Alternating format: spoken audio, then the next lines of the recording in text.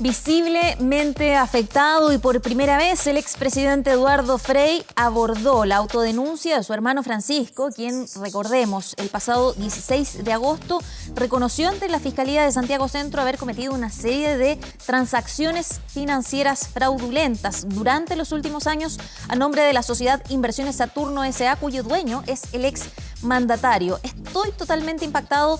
Nunca soñamos que íbamos a vivir una situación así. Para mí es como una pesadilla, para mi esposa y para toda mi familia.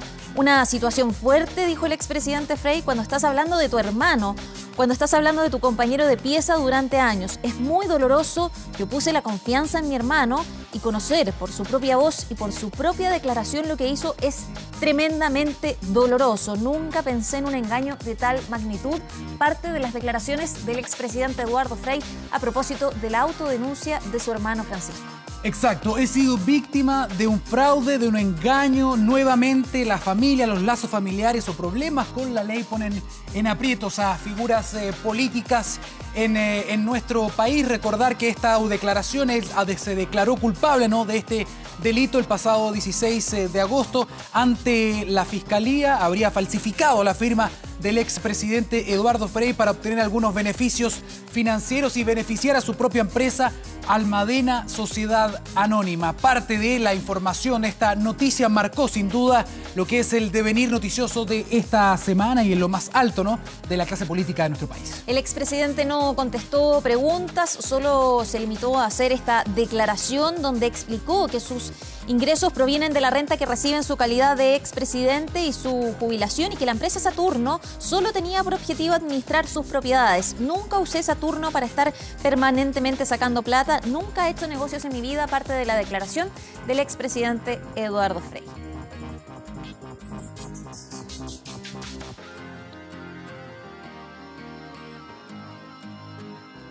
Bien, y con esta información queremos saludarlos esta mañana de septiembre. Hola Andrea, hola a todos ustedes, les damos la bienvenida a la revisión de lo más importante, ¿no?, de la contingencia de esta semana en Semana 24. Sí, los saludamos, bienvenidos a este Semana 24 y comenzamos con otras noticias, ¿no? Parte de lo que ha sido esta semana. La comisión revisora se formó con mayoría oficialista. Se realizó el sorteo correspondiente para analizar la acusación constitucional contra la ministra de Educación, Marcela Cubillos, y quienes resultaron elegidos son de mayoría oficialista. Solo una representante de oposición, la diputada Maite Orsini por Red Democrática, parte del Frente Amplio, es la única que va a conformar este grupo que tendrá que revisar la acusación constitucional y hacer un informe al respecto. Claro, van a ver si es que hay mérito, va a haber una revisión. Sin embargo, ya hay algunas voces, porque esto tiene que ser revisado primero por la Cámara de Diputados. Hay algunas voces que han surgido incluso desde la oposición diciendo que aparentemente no habría acuerdo, no habría unanimidad a la hora de decidir si es que hay mérito realmente en esta acusación. Uno de los personajes de la semana políticos, ¿no?, que se refirió a esto fue el diputado independiente que se incorporó hace poco a la bancada del Partido Radical. Hablamos de Pepe Out, quien habría dicho que no tiene certeza de que esta acusación vaya a prosperar en el Congreso. Dice, hay dudas dentro, en el seno justamente de las diferentes bancadas. Habrá que ver cómo es la votación, cómo es la deliberación respecto de si es que hay mérito para hacer esta acusación constitucional o no. Sí, ¿cómo quedó conformado el grupo de diputados que tendrá que participar en esta comisión revisora? Pedro Pablo Álvarez Salamanca, diputado UDI, Celso Morales, también diputado UDI, Hugo Rey, diputado de Renovación Nacional, Catalina del Real, diputada de Renovación Nacional, y como decíamos, Maite Orsini, diputada de Revolución Democrática. Así queda conformado este grupo que tendrá que analizar la acusación constitucional. Recordar que este sorteo se realizó el día martes y el día jueves hubo sesión, pero finalmente no pasó nada porque no llegaron los invitados. Es un proceso que se va a retomar ya de vuelta de la semana de fiestas patrias, así que vamos a ver cómo se va desarrollando esto, que tal como decía Daniel, Ya desde la oposición hay algunas voces que no están de acuerdo con esta acusación constitucional. En duda está la posición que va a tener el Partido Demócrata Cristiano respecto de esta acusación constitucional, si van a apoyarla o no. Todo esto, recordemos, ha habido varios intentos de acusación constitucional que se han caído en la llamada cuestión previa, así que vamos a ver cómo se va desarrollando este tema en el Congreso Nacional, particularmente en esta etapa en la Cámara de Diputados. Por lo pronto, el 25 de septiembre, entonces, la ministra Marcela Cubillos va a tener la opción también de hacer su defensa de manera personal ante esta comisión ad hoc, así que vamos a esperar cómo se desarrolla este tema durante esta semana. Avanzamos.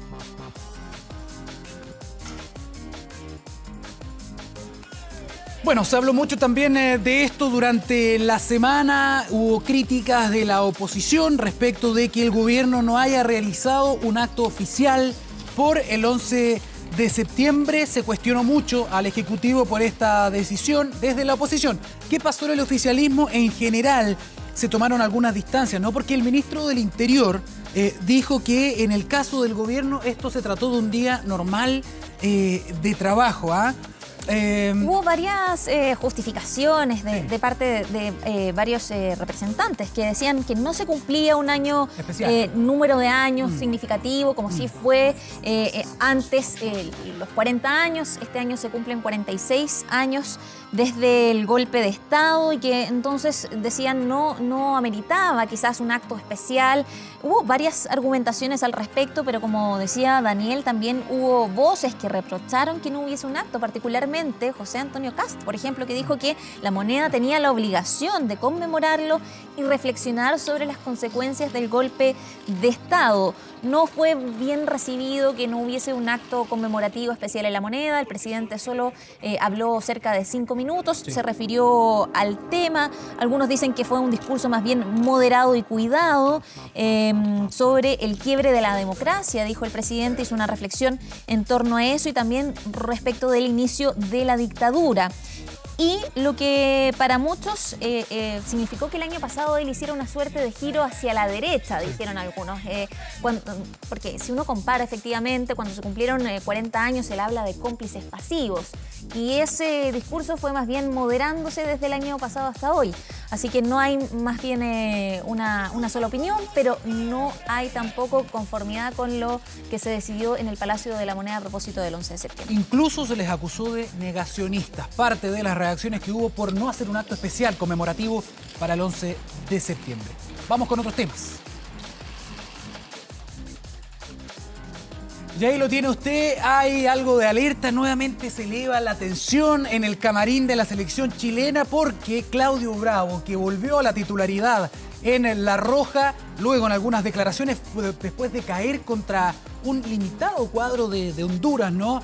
Dijo que hacía falta Marcelo Díaz en la selección, encendió nuevamente esta tensión. Era un tema que Reinaldo Rueda ya había solucionado, había logrado pasar por encima. Ya nos estaban preguntando ni siquiera en las conferencias de prensa por esto. Bueno, el ex capitán que no obtuvo nuevamente la jineta durante este partido, a pesar de que el príncipe Charles no quiso tenerla, no se la dieron. Y luego en declaraciones él dijo esto, que era necesario contar con los mejores en la selección de cara al proceso que se viene con esta escuadra, con Reinaldo Rueda. Y el mismo técnico también salió, de alguna forma recogió el guante y en sus declaraciones después dijo que más o menos dio a entender que el que mandaba finalmente era él. Sí, para muchos fue una exigencia, para otros una petición del arquero del Manchester City. Para recordar, que fue lo que dijo, seguir levantando polémica no es lo más sano, se ha generalizado mucho, necesitamos de todos y son los mejores. Te olvidaste de un jugador que es Marcelo Díaz, hay que tenerlo acá, me encantaría tenerlo acá. Luego dijo que no había hablado con Reinaldo Rueda respecto de este tema, que fue una decisión del técnico, lo dijo en rueda de prensa, la jineta es un distintivo solamente, la faceta que le corresponde a uno está más que clara, todo el mundo se debe tomar la condición que tenga de la misma manera, me lo tomo con tranquilidad a esta altura, a propósito que ya no es el capitán de La Roja.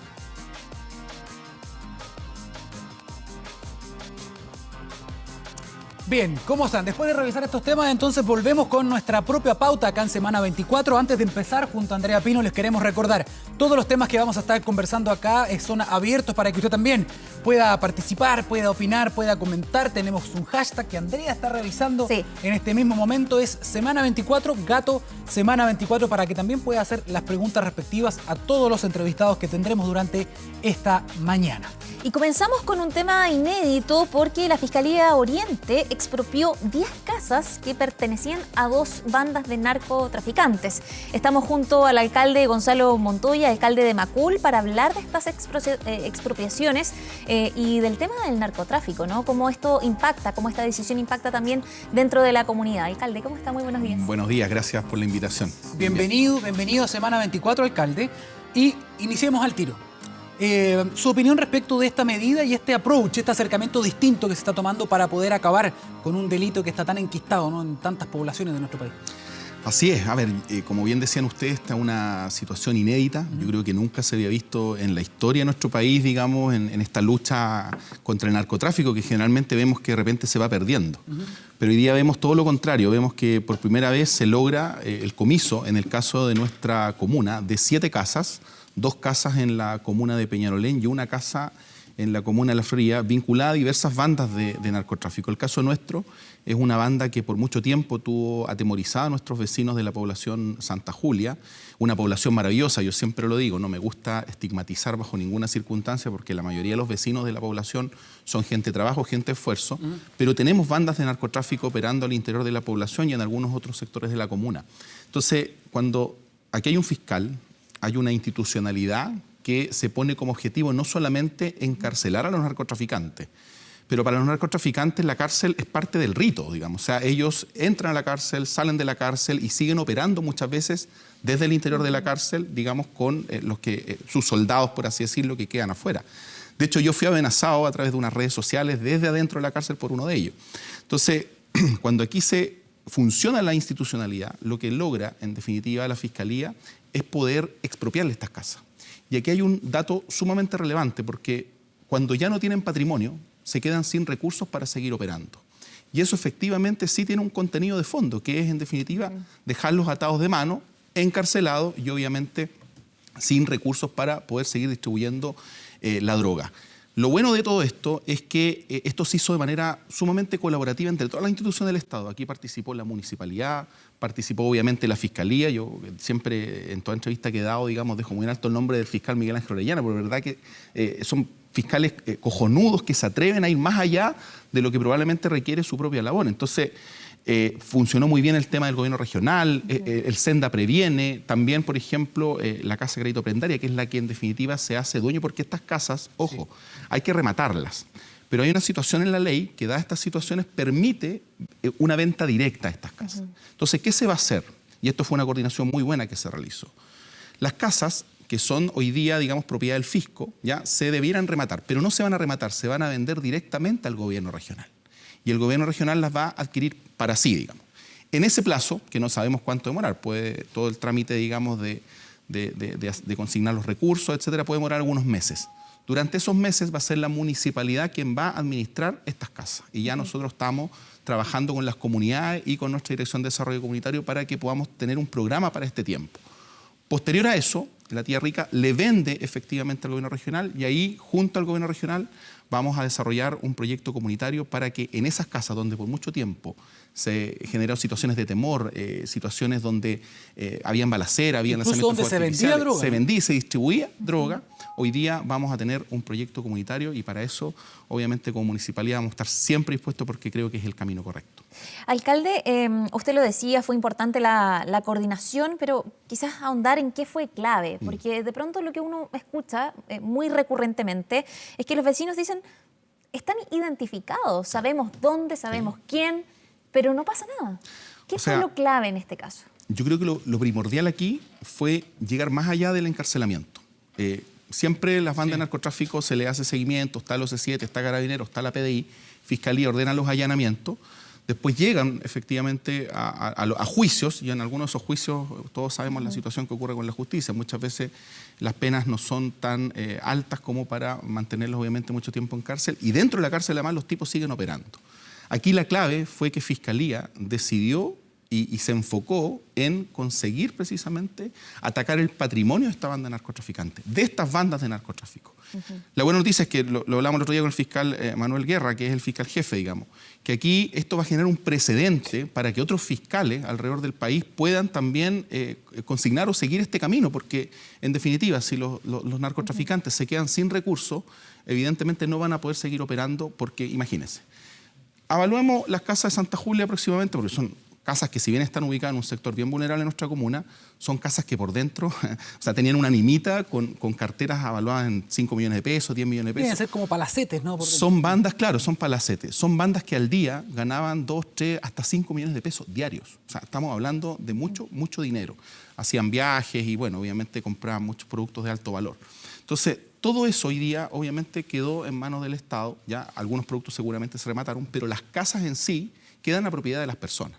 Si ellos después las pueden vender en el mercado formal o incluso informal, porque hay bandas que van y llegan con el dinero en efectivo, sacan a las personas, le dicen, toma, ahí tiene 10, 20, 30, 40 millones, váyase, no se hace ningún trámite, digamos, formal, hasta más adelante probablemente.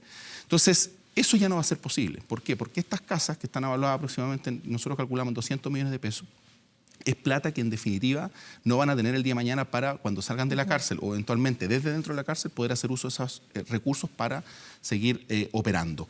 Esto es una punta de lanza, esto de verdad que yo me atrevería a decir que yo no había visto nunca una coordinación tan exitosa desde la institución del Estado en pos de un objetivo en común que en este tema, en materia de narcotráfico. Alcalde, cuando usted dice que se ataca el patrimonio mal habido muchas veces de estas bandas, se habla específicamente de las viviendas. Sin embargo, también se trabaja, no sé, en otros bienes. Estoy pensando en autos de lujo, en otros bienes, porque también son cosas que generan dinero, ¿no? Sí, los vehículos son más fáciles de pesquisar, porque muchas veces las mismas transacciones, por mucho que yo he estado en mesas de trabajo y se les indica a las automotoras que no vendan autos al contado, que en definitiva compran vehículos de lujo, digamos. O sea, estamos hablando de marcas bastante costosas.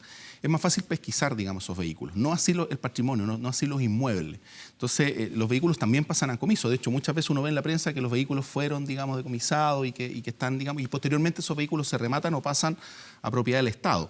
Pero son las casas, los patrimonios, las viviendas las que es más difícil demostrar que fueron compradas producto de la venta de drogas, y eso es lo que en definitiva hoy día se logró identificar a través de un proceso bastante largo, digamos. Fue una investigación bastante intensa, en donde aquí yo siempre digo, la comunidad fue muy valiente, porque aquí hubo una comunidad que se atrevió a denunciar, hubo un municipio que se atrevió también a avanzar en este tema, y hubo un fiscal, hubo un gobierno regional, y hubo todo un sistema que en definitiva aportó a que esto resultara de manera tan exitosa. Alcalde, usted habla de valentía por parte de la comunidad y quisiera preguntarle, usted creo que en alguna parte también nos decía que sufrió amenazas. Sí. Y el tema del narcotráfico, algunos lo vemos más de lejos, ¿no? No convivimos con él diariamente. Entonces, quisiera preguntarle, ¿cómo enfrentan como municipio el tema del narcotráfico? ¿Cómo se convive con el narcotráfico cuando está toda la población amenazada finalmente? Directamente amenazada. No siempre es una amenaza, digamos, escondida, sino que es una amenaza directa.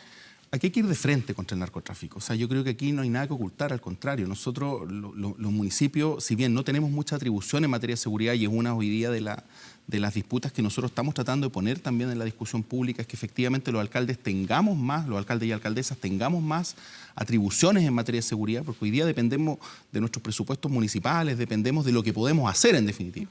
Pero aquí hay que ir de frente. Nosotros a los narcotraficantes debemos decirle que ni un paso más. O sea, aquí uno tiene que atreverse. Yo valoro mucho, por ejemplo, lo que ha hecho la alcaldesa de La Pintana, Claudia Pizarro. Ella también ha sido amenazada por banda de narcotráfico, también ha puesto el tema en el debate, y evidentemente esto nos pasa a todos los alcaldes. En todas nuestras comunas tenemos poblaciones donde tenemos banda de narcotráfico operando. Muchas veces no hay Estado de Derecho, muchas veces los vecinos ven que las policías no llegan y muchas veces ven además que los delincuentes siguen haciendo la suya. Nosotros efectivamente sabemos dónde están las bandas, ponemos estos temas a denunciar, pero aquí yo insisto, o sea, yo prefiero hoy día que se haga una buena investigación, que la Fiscalía haga una buena investigación y que en base a esa investigación se logre no solamente, como decíamos recién, quitarles sus vehículos, probablemente sus pertenencias, sus bienes y su dinero en efectivo, sino también quitarles el patrimonio. Porque aquí lo que estamos diciendo es que a los narcotraficantes que compren bienes casas, que en definitiva es donde operan, son sus centros muchas veces de distribución, con recursos provenientes del narcotráfico, se las vamos a quitar. Por lo tanto, les estamos achicando la cancha o su marco de acción donde ellos puedan desarrollar este negocio que tiene tan expuesto a nuestros jóvenes, a nuestros niños, a nuestras poblaciones y a la familia en general. Alcalde, ¿cuál fue la clave en este caso para lograr este paso, para lograr expropiar estas casas? ¿Fue acreditar que fueron compradas con dinero productos del narcotráfico? Así es. ¿Cuál fue la clave ahí para que otros lo puedan hacer? La acreditación de que estas casas fueron compradas producto con el dinero del narcotráfico, un fiscal que logró presentar las pruebas suficientes producto de la investigación que se llevó a cabo y además todos los insumos que teníamos. Si era, a ver, en este pasaje puntualmente, que no van el nombre por respeto además a las demás familias que viven ahí, está muy cerca de un complejo nuestro, donde tenemos muchas actividades deportivas y todo. Día a día se ve cómo se mueve el narcotráfico, llegan vehículos de alto valor, los delincuentes salen, o sea, hacen un poco su vida rutinaria. Entonces, cuando uno ve eso, evidentemente dice, chuta, aquí algo está fallando en el Estado. O sea, ¿por qué no llegan las policías? ¿Por qué no llega la fiscalía? Bueno, esto se revirtió. Hoy día se encarcelaron a la banda prácticamente completa, algunos tienen pena sobre 10 años, y además se le hizo un seguimiento a la forma en que compraron y adquirieron estos bienes. Eso es un proceso largo porque hay que involucrar al conservador de bienes raíces, hay que además también hacer una investigación mucho más compleja, ¿ya? Porque obviamente para un fiscal determinar que hay armas, que hay dinero en efectivo y que hay vehículos, muchas veces eso se ve en la flagrancia en sí, digamos, porque se entiende, digamos, que es parte del negocio. Pero el patrimonio de las casas, de los bienes inmuebles, es mucho más difícil de demostrar. Y aquí, yo insisto, hubo un fiscal que se atrevió a ir más allá, hubo una fiscalía que se atrevió a ir más allá y hoy día logró, de alguna manera, decomisar 10 casas, 7 de las cuales son en nuestra querida población Santa Julia, en donde vamos a desarrollar un proyecto comunitario con nuestras comunidades. Alcalde, ¿cuánto tiempo demoró esta coordinación, la investigación? ¿Cuánto tiempo convivieron con estas dos bandas? Bueno, las fiscalías llevan sus procesos obviamente de manera reservada. Sí. Nosotros sabíamos que se estaba trabajando, pero no teníamos mayores antecedentes, pero aproximadamente desde que empezó a trabajarse esto hasta que se terminó sancionando fue aproximadamente de un año y medio. O sea, estamos hablando de un tiempo bastante largo, pero que tuvo en definitiva un trabajo exitoso, porque los fiscales no solamente ven casos de narcotráfico, o sea, ven todos los problemas de las comunas. Sabemos los fiscales que tienen mucho trabajo, tienen muchas causas, pero este tipo de situaciones, cuando se logra, en definitiva, atacar una banda de narcotraficantes que tenía atemorizada a una población, que la comunidad en general cuestionaba por qué andaban con tanta libertad y logramos hacer esto, de verdad que es una sensación de mucha alegría para todos. Dos preguntas, alcalde, dos preguntas en una. ¿Cómo van a lograr ustedes, en el fondo, en la práctica, ocupar nuevamente, darle nueva vida a estas casas? Porque me imagino que la misma población, el sector, ya la conocían que era usada para estos fines. Por lo tanto, también saben que hay gente a lo mejor que anda por ahí y que va a decir, el que ocupe esa casa, cuidado, porque vamos a estar vigilando. Entonces, eso es una cosa donde el trabajo de la comunidad debe ser muy fundamental. Y la otra la tenía en la mente, pero se me fue. Así que vamos con eso primero. A ver, esto es un trabajo que nosotros como municipalidad sabíamos que teníamos que hacer. O sea, hacernos cargo de casas donde hubo venta, donde hubo distribución de droga, donde estaban absolutamente estigmatizados, un pasaje sumamente estigmatizado. Hoy día nosotros vamos a llevar un proyecto comunitario, pero aquí no solamente lo tiene que hacer la municipalidad, aquí nosotros estamos trabajando con los vecinos, con las vecinas. O sea, nuestro objetivo, por ejemplo, el día de mañana, como estas casas van a pasar a propiedad del gobierno regional, es que podamos o desarrollar algún centro comunitario, o desarrollar a lo mejor un pequeño proyecto de viviendas sociales, o desarrollar a lo mejor alguna iniciativa en conjunto con la comunidad que permita darle un nuevo uso. Ahora, en este tiempo sabemos que no va a ser fácil, o sea, lo tenemos sumamente claro, pero la municipalidad va a estar presente. Estando la municipalidad, estando la institucionalidad presente, los vecinos también se sienten acompañados. Y el problema muchas veces que nos pasa es que llegan las policías, se intervienen las poblaciones, sí, se va la policía y no llega nadie. No llega el Senda, no llega la municipalidad, no llega, digamos, las policías siguen haciendo su rutina, pero en sí no hay un trabajo comunitario con las organizaciones vivas y con los vecinos, digamos, que han vivido mucho tiempo en esas casas y que en realidad ven hoy día que está todo más tranquilo. Lo mismo, por ejemplo, pasó hace poco en Puente Alto. La situación de algunas poblaciones es bastante compleja. Entonces, ¿qué queremos hacer nosotros? Aquí hay un dato sumamente clave. Estamos trabajando con las organizaciones sociales del sector y están sumamente motivados y motivadas para poder, digamos, darle un uso a esas casas que sea beneficioso para la comunidad, como no lo fue durante tantos años con esta banda. Perdón, Andrés, que me acordé de la pregunta que había quedado en el tintero.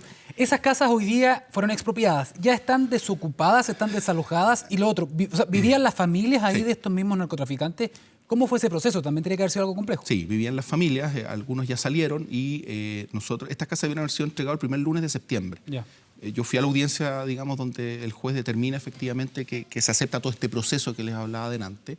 Y hoy día tengo entendido que quedan 2 familias que pidieron un plazo, digamos, hasta el día lunes, que se cumple este próximo lunes 16, en donde vamos a ir, obviamente, como municipalidad, va a estar también Carabinero y obviamente la Fiscalía para confirmar que estas casas ya fueron abandonadas y hacer ya, a partir del próximo lunes, en una fecha bien especial, porque además es víspera de 18 de septiembre, ya tomar posesión, porque estas casas, ojo, ya son del fisco, no son de ellos. O sea, hoy día, en definitiva, hay un uso indebido porque son casas que ya son del fisco, no son de los narcotraficantes, ya las perdieron. Y en definitiva lo que buscamos es un mensaje súper fuerte, porque hay más banda en la población de Santa Julia, hay más banda en otras poblaciones, y decirles a ellos que efectivamente vamos a trabajar en esta línea, les vamos a ir a quitar su patrimonio. No va a tener una pega fácil, por lo menos en nuestra comuna. Y yo insisto, mientras exista esta voluntad de la Fiscalía y de los gobiernos de turno, porque nosotros somos gobiernos locales, pero también somos gobiernos de turno, sin duda estos son los resultados de operaciones exitosas para de una vez por todas sacar a estos tipos, a los narcotraficantes de nuestras poblaciones. Alcalde, y en ese sentido, ¿cuán importante es el tiempo? Usted decía, obviamente hay procesos que cumplir, la Fiscalía tiene que tomarse de sus tiempos para poder comprobar que todo ha sido de la manera que ha sido, pero ¿cuán importante sería a lo mejor quizás poder acortar esos plazos, tomando en cuenta que hay una sensación como de impunidad, ¿no? No son personas que se estén escondiendo, sino más bien muestran todo, y me imagino también que hay una suerte de secuestro del resto de la comunidad. Es que ellos funcionan de una manera muy, muy especial, digamos, porque claro, como tienen mucho dinero, generalmente acuden a la población y ¿qué hacen? Les compran caja de mercadería, les arreglan sus casas, cuando hay un vecino enfermo les compran los remedios, o sea, empiezan de alguna manera a silenciar, ¿ya? A través de prebenda, a través de regalo, lógicamente a las comunidades. Pero las comunidades saben, muchas veces en situación de vulnerabilidad, que ellos obviamente son personas que no están haciendo el bien, son personas que en definitiva al contrario están vendiendo droga y están afectando la salud de nuestros niños y jóvenes. Entonces, este proceso, hoy día lo que se dio, claro, es un proceso que fue bastante largo. Pero si ya existe un mecanismo y una forma en que logró obtener un resultado eficaz, nosotros creemos que esto, y así lo dijo el fiscal Manuel Guerra, hay más de 20 propiedades que en este minuto van a ser evaluadas para lograr exactamente el mismo resultado que estas 10 que entraron en esta oportunidad. Entonces, yo creo que a medida que vayamos atacando más este tema, existan fiscales más preparados, policías también más profesionalizadas, no me cabe la menor duda que los tiempos se van a ir acortando y los jueces también van a ir entendiendo que este es el camino para sacar a las bandas de narcotráfico de nuestra población. Y además hay un dato. ¿Qué hubiera pasado si estas casas se hubieran rematado, por ejemplo, y no hubieran sido compradas por el gobierno regional? Porque a pesar de que el Estado, hoy día las casas son del fisco, pero la ley es sumamente clara, o sea, tienen que ser rematadas.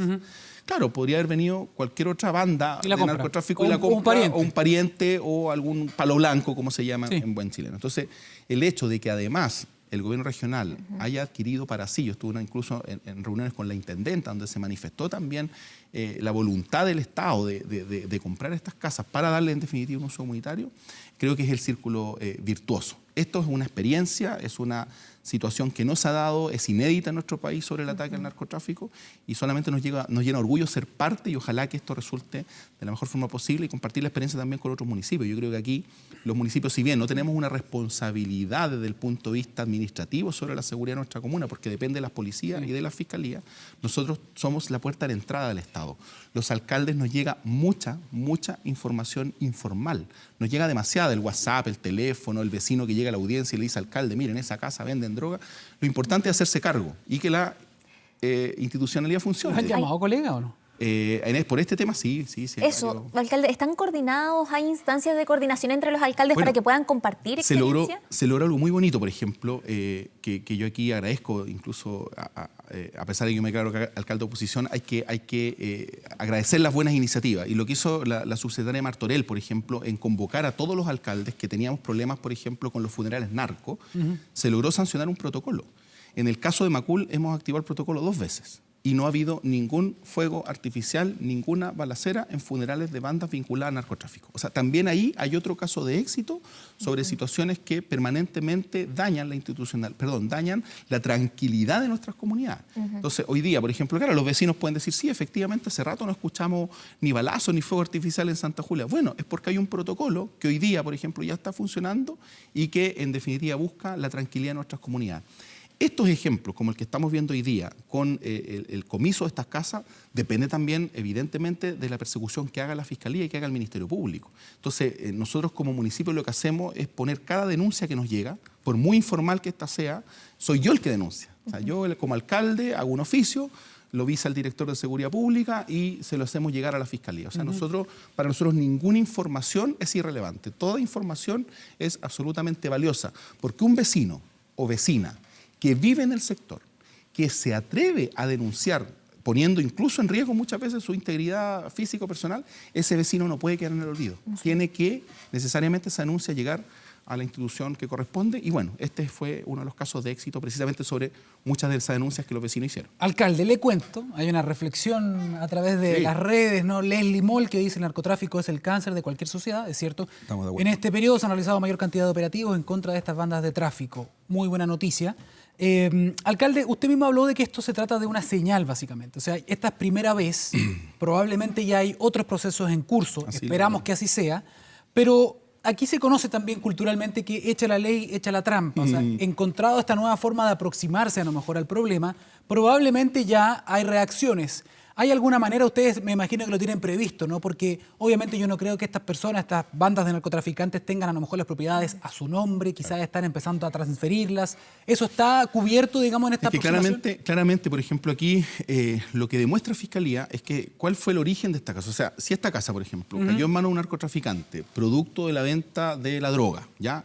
Y ahora, claro, están viendo a lo mejor algunos de ellos esta nota de prensa o ya se empezó a filtrar entre bandas, oye, nos van a quitar las casas, están haciendo sesiones.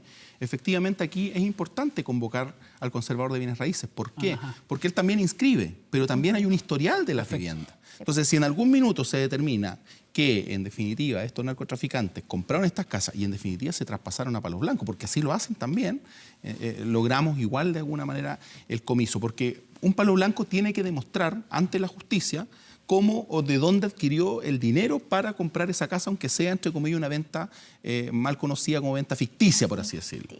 Entonces, esa es pega de la Fiscalía. Y esa es la pega, por eso yo hablo muy bien del fiscal, porque aquí hubo un equipo de Fiscalía que se atrevió a indagar en lo más hondo de cómo estas casas fueron transferidas, pero desde el origen que fueron adquiridas. Al detalle. Con plata del narcotráfico. Así que vamos a ir contra ellos, sí, vamos a estar ahí. Bien, alcalde. Gonzalo Montoya, alcalde de Macul, muchas gracias por estar con nosotros, por contarnos de esta experiencia, esta punta de lanza, ¿no? En un proceso inédito. Sí, insisto, hacer la reflexión, agradecer de verdad que se dé tribuna esto, porque de verdad que para nosotros es sumamente valioso, pero llamar a las comunidades que se atrevan a anunciar. Somos muchos los alcaldes y alcaldesas en este país que estamos en contra del narcotráfico y vamos a seguir trabajando para ello. Bien, alcalde, muchas gracias. Muchas gracias. Vamos a revisar ahora las portadas. Comenzamos con El Mercurio. Veamos, ¿qué tiene El Mercurio en la portada de hoy día? Este día sábado, 14 de septiembre, Corte Suprema advierte sobre posibles efectos perjudiciales de reforma a ley de arriendos. Es la principal noticia destacada, junto con una fotografía. Dice, avanzan puentes Mecano en región de Aysén. Revisamos también otros titulares. Gonzalo Blumen, se está produciendo un divorcio entre la técnica y el debate político, crítica presentación de proyectos de ley populistas, una invasión de las facultades del Ejecutivo y el poco respeto por urgencias legislativas, dice El Mercurio, parte de los temas que aborda el ministro de la SECPRES. Avanzamos, revisamos también a esta hora otro diario. Hablamos de, señor director, esperamos que usted avance, nosotros seguimos la corriente. Ahí está, las últimas noticias, lo habíamos comentado junto a Andrea, la imagen de la semana. Esto es una pesadilla. Declaraciones del expresidente Eduardo Frei, su desahogo en el caso que lo distanció de su hermano Francisco. También Mourinho dice que nunca vio feliz a Alexis Sánchez en el Manchester United. Y además, las mejores tallas del concierto de Mon Laferte, parte de los destacados de las últimas noticias.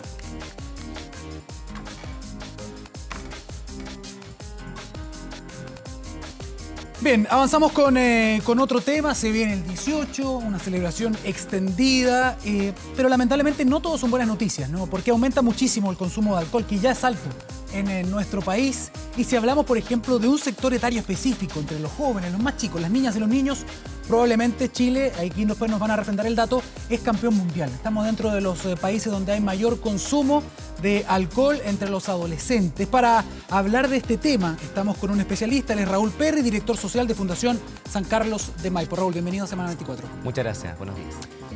Bien, Raúl, tenemos cifras súper preocupantes acá de consumo de alcohol. Se viene esta fecha en particular y queremos poner especial foco en los adolescentes, en los jóvenes, ¿no? Cuyo consumo de alcohol aumenta normalmente los fines de semana, pero en estas fiestas más aún. ¿Cuál es la mirada que se tiene sobre este tema? Bueno, yo creo que la primera mirada que hay que tener es de preocupación. Son nuestros jóvenes, nuestros niños, niñas y adolescentes los que van a construir en el fondo el desarrollo del país y están teniendo una conducta de consumo muy compleja y, como tú mencionabas recién, no solamente en las fiestas patrias, es un tema que se acarrea en todo el año. Según lo que dice el Servicio Nacional para las Drogas y el Alcohol, el SENDA, el 30% de los niños, niñas y adolescentes tienen algún nivel de consumo en el último mes. Pero si uno lo desagrega un poquito, se encuentra con cifras que son increíbles, como por ejemplo que es el 50% de los alumnos de cuarto medio, y de ese 50%, el 70%, 7 de cada 10, se embriagan, o sea, toman más de 5 tragos en una sola oportunidad en el último mes. Es un patrón de consumo muy dañino, que además es muy dañino para el desarrollo del cerebro en particular. Raúl, las razones. ¿Por qué estamos con esos índices tan altos? Excelente pregunta. Yo creo que la principal razón de lo que tenemos acá es una cierta conducta favorable que tenemos como cultura hacia el consumo del alcohol. Uno le pregunta, al mismo Senda nos reporta, que uno le pregunta a los padres, ¿cuántos padres declaran que el consumo del alcohol esporádico es dañino? El 12% de los adultos a cargo de los niños declaran eso. Lo que es una cifra muy baja en consideración al riesgo que representa efectivamente para el desarrollo de los jóvenes el alcohol y la tremenda responsabilidad e importancia que tienen los adultos en el desarrollo del consumo de alcohol. Aquí está una tarea que, más que de ver cómo vamos a hacer para que los jóvenes entiendan lo peligroso que puede ser el alcohol para ellos, es más bien una pregunta de ¿qué podemos nosotros como padres hacer para evitar ese consumo? ¿Es más bien una conducta por imitación? Es una buena pregunta. Yo diría más bien que es una conducta por exploración y por percepción. Existe todavía en nuestro país esta costumbre de que los padres deben de probar al alcohol a los niños. Se supone que es una especie como de trayectoria para evitar el consumo, para que aprendan a tomar. Conmigo nunca lo aplicaron. No. Conmigo tampoco. No. Y una de las cosas que me llama la atención es dónde tenemos la evidencia para entender que efectivamente eso es bueno o malo. Se instalan mitos, ¿no? Se instalan mitos. Destruyamos mitos.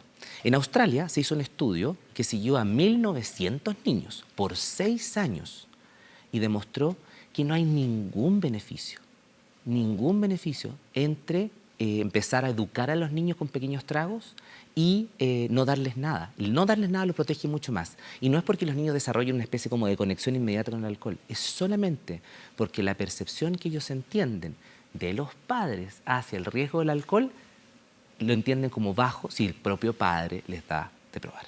Entonces, aquí la responsabilidad está principalmente en torno a los adultos. Si queremos prevenir el consumo de alcohol, tenemos que ver qué prácticas tenemos nosotros. Déjenme darles un solo dato más, que es bien impresionante también del mismo Senda.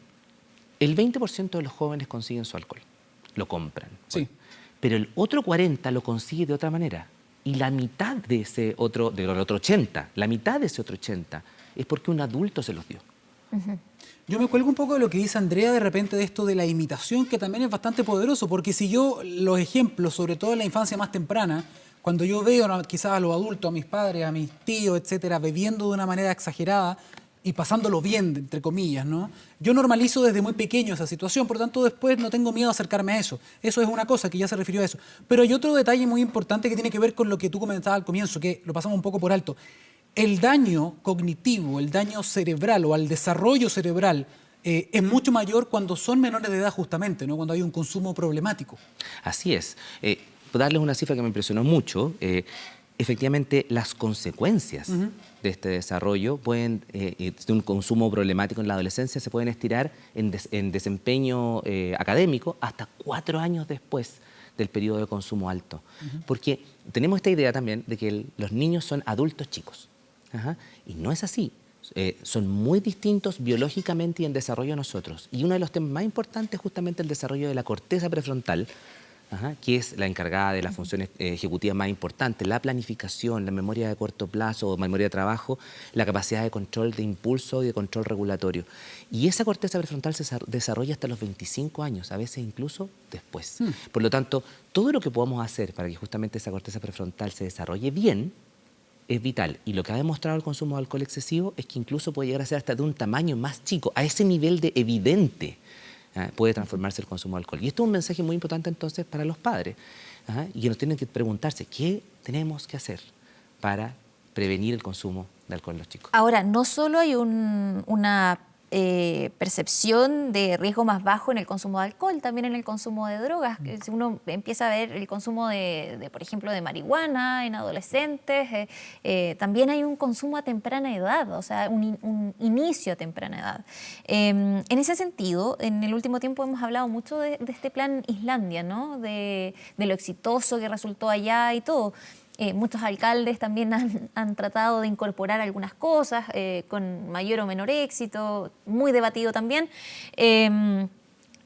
¿Cuál podría ser la clave respecto de mirar un modelo extranjero por dónde comenzar, quizás que no tenga necesariamente relación con la familia? Porque ya vemos que ahí puede haber parte del fracaso, ¿no?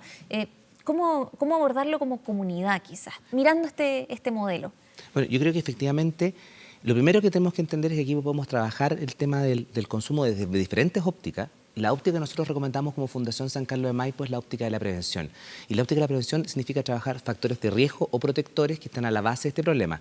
Si nosotros pensamos en una enfermedad cardiovascular, inmediatamente estamos pensando, probablemente la gente que nos ve hoy día va a pensar, el sedentarismo, la obesidad, factores de riesgo que pueden desencadenar el problema. Hay factores de riesgo también en los consumos problemáticos de sustancias o también incluso en otras conductas complejas de niños, niñas y adolescentes. Violencia, delincuencia, depresión y ansiedad, deserción escolar. Y los factores de riesgo que están a la base se encuentran a nivel comunitario, en torno a cómo la comunidad tiene o no tiene espacios para interconectarse, a nivel familiar, indispensablemente, en cómo los padres se comunican con sus hijos en las edades más complejas.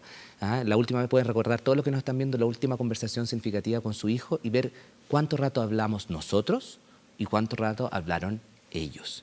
Y probablemente las comunicaciones donde los pueden ser más similares y podemos conseguir una buena calidad de comunicación son un tremendo factor protector y eso hay que trabajarlo.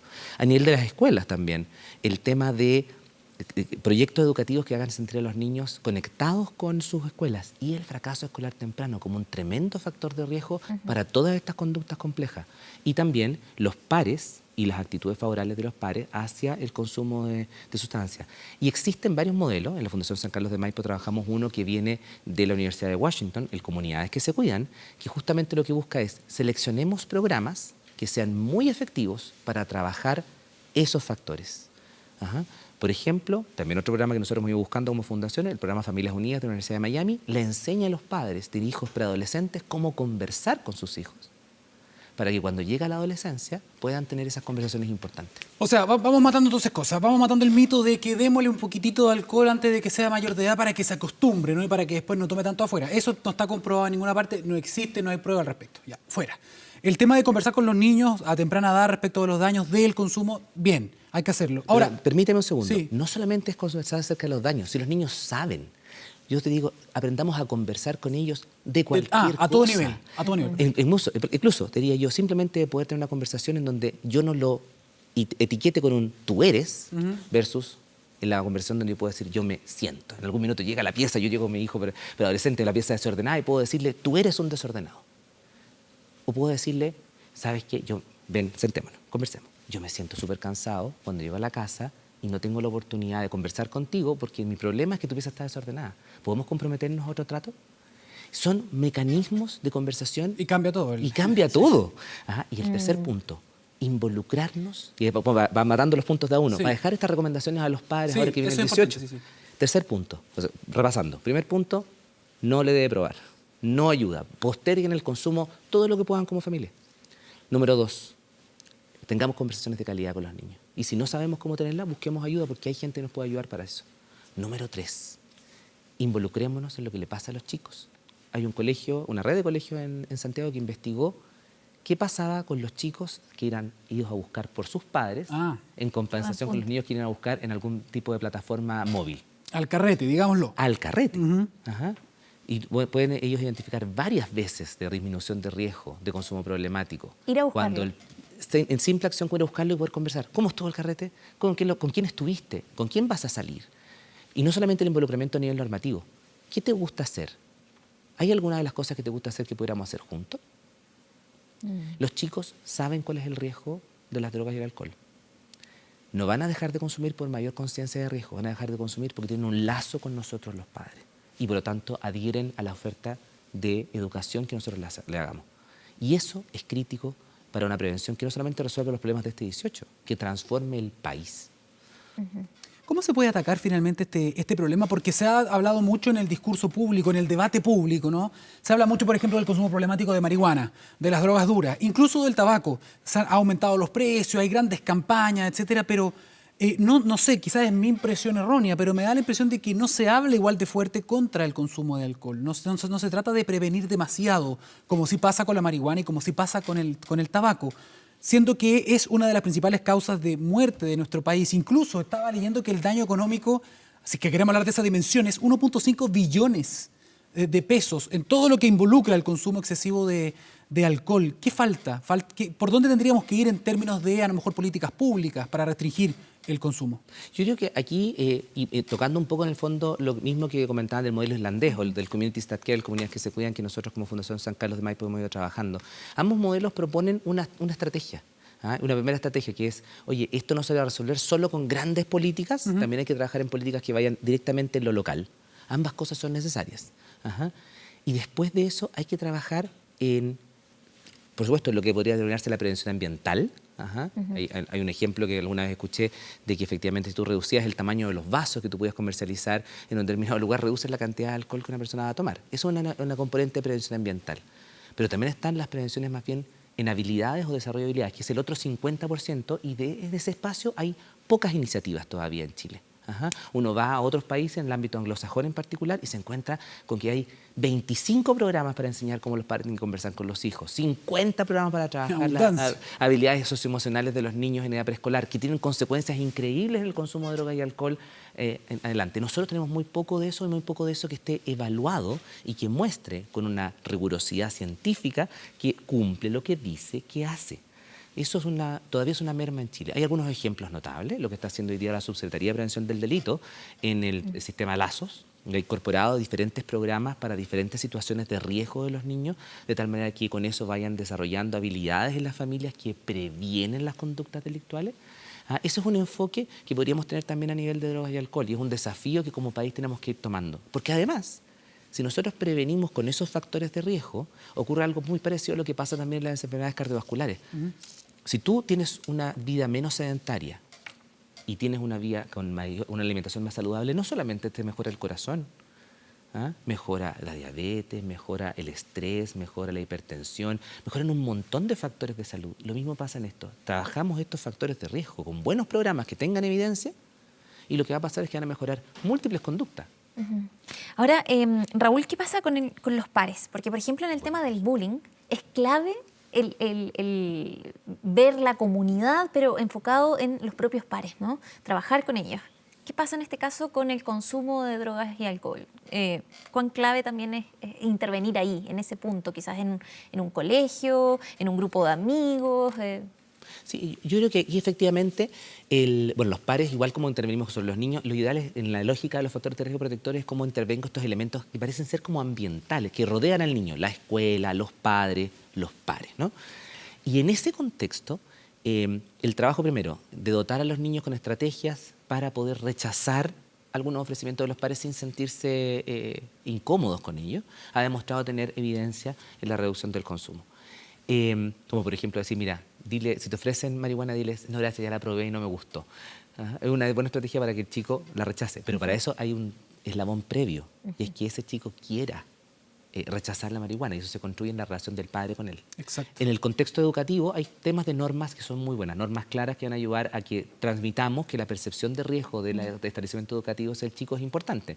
Pero por sobre todas las cosas va a ser importante que ataque esos factores de riesgo que identificábamos, que los niños se sientan contentos con ese espacio escolar, porque ese sentirse contento va a hacer que adhieran a la propuesta que le hace el espacio escolar y que podamos sacar el estrés académico de aquellos que están teniendo más problemas. Por lo tanto, acompañar esos estreses académicos y ayudarlos a mejorar esos desempeños académicos también van a ayudar a que esos consumos mejoren. Y lo último, con eso termino, los padres involucrados en qué tipo de amigos tienen sus hijos. Hay que conocer a los amigos de los niños.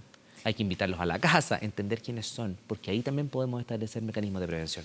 Raúl, hay algunos comentarios también en redes sociales. Miguel Cortés Pino, gracias por opinar también a esta hora y sumarte a esta conversación, a este panel con Raúl. Buenos días, Miguel. Y él dice, ahí está, dice, para que un adolescente no beba alcohol, lo que hay que hacer, dice, es no hacerlo frente a ellos, punto.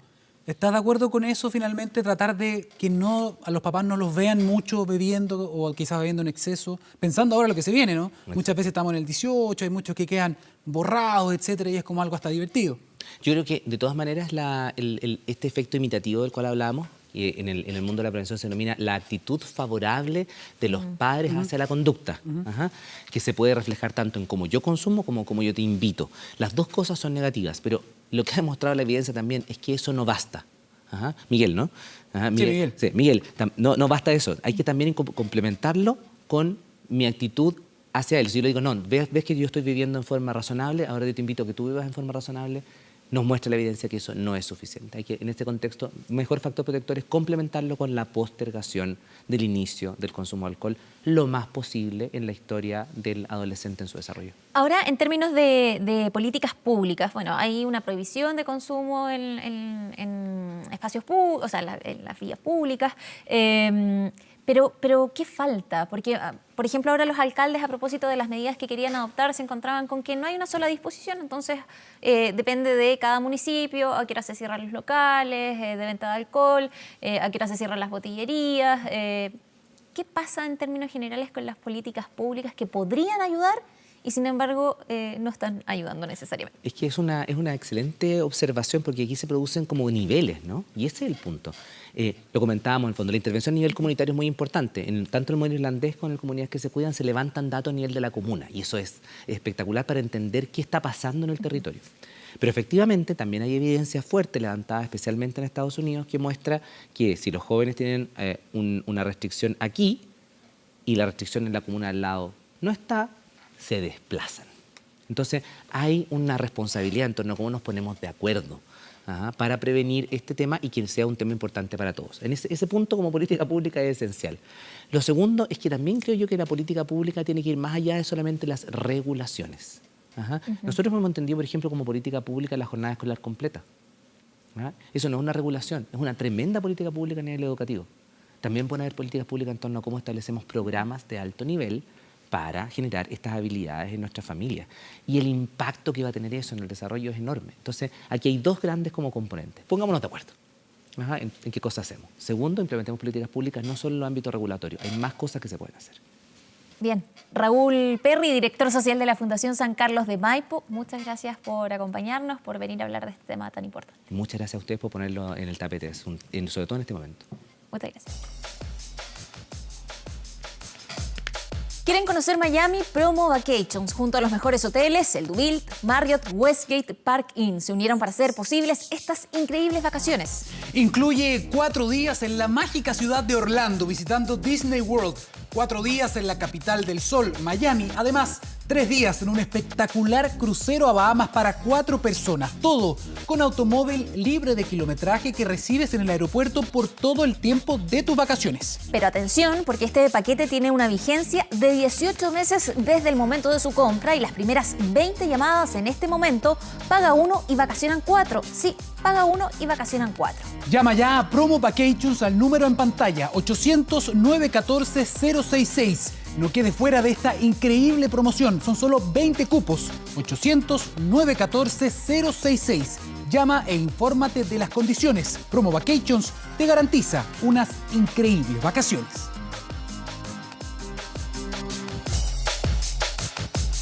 Volvemos en semana 24 con un dato. 2 millones de chilenos sufren de jaquecas o migrañas. ¿Será lo mismo? Para conversar respecto de este tema, estamos con Raúl Perry, con Alex Espinosa, especialista del Centro de Cefalea Red Salud. Muy buenos días, Daniel, Andrea, gracias por la invitación. Alex, bienvenido. Y lo decía en la presentación, jaqueca, migraña, ¿es lo mismo o no? Sí, bueno, el concepto de cefalea, cefalea hace referencia a cualquier tipo de dolor de cabeza.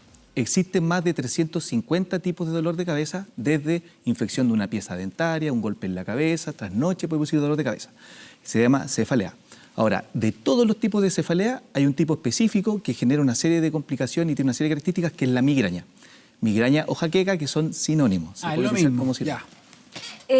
¿Por qué se producen las migrañas o las jaquecas? Bueno, la verdad es que no hay todavía una explicación científica de la causa. Lo que sí se sabe es que por diversos factores externos y factores internos de la persona, el cerebro se activa anormalmente de las regiones posteriores occipitales, se va activando y esa activación neuronal hace que unos vasos sanguíneos en las meninges, que son las capas que cubren al cerebro, se activan, vasocontrayéndose o vasodilatándose, y eso se pesquisa por unos nervios, principalmente ramas del nervio trigémino y otros nervios más, y esa información la lleva hacia el cerebro y en el cerebro gatilla finalmente la información que llega a la corteza del cerebro y la persona percibe el dolor. Ahora, me imagino que se pueden tomar ciertas decisiones del control del dolor cuando la migraña es más o menos frecuente o tiene una frecuencia.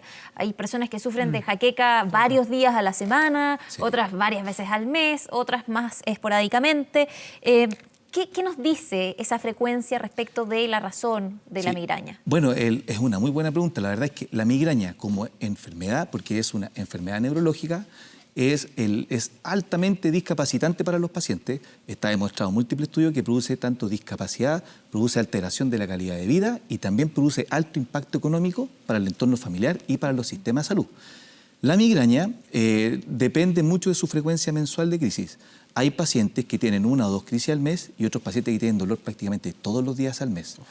Eso, digamos, cuando los pacientes lo sufren y su entorno familiar es tremendo. Son pacientes muy complejos de manejar, pero aquel paciente que ya está sufriendo más de 2 crisis al mes, estadísticamente tiene un riesgo de impacto en su calidad de vida y ese paciente debiese consultar, ¿cierto?, a un especialista y tratar de evitar en lo posible la automedicación. Alex, ¿por qué el dolor es tan fuerte? ¿Por qué es tan invalidante versus un dolor de cabeza normal? ¿Es distinto la afectación que hay a nivel cerebral? No lo sé. Sí, exactamente. Los centros cerebrales que se activan en el proceso de la migraña están muy bien estudiados. Hay una depresión, es decir, las neuronas empiezan a producir una activación, después hay una serie de mecanismos internos que empiezan a fallar en su control y eso genera un dolor que característicamente tiene que ser de intensidad moderada a severa. Muy severo, mucho más severo que otro tipo de dolores de cabeza que existen. De hecho, tiene una característica, porque tienden a ser palpitantes, el paciente lo percibe como que le palpita, tiende a afectar un lado de la hemicara, derecha o izquierda, pero puede ser bilateral. Generalmente se asocia mucha náusea y vómito, y también los pacientes tienen intolerancia a la luz y los sonidos. Todo eso hace referencia de una alteración anormal del cerebro de percibir la información y generar este dolor que es de gran intensidad. ¿Por qué, o más bien, cuál es el riesgo de la automedicación? Porque muchos pacientes expresan que después de mucho tiempo tomando cierto tipo de medicamentos automedicados, ya no funciona, ya no tiene el mismo efecto. Sí, bueno, esa es una realidad concreta, ¿cierto?, que existe en que nuestros pacientes, se automedican y cuando sobrepasan de la dosis máxima permitidos al mes de analgésico, el dolor tiende a volverse crónico y resistente a causa del exceso de la toma de los fármacos. Entonces, los pacientes dicen, pero ¿cómo? Si este medicamento lo tomo para que me quite el dolor, ¿por qué si lo sigo tomando me genera más dolor? Eso está demostrado porque produce efectos a nivel central, a nivel cerebral.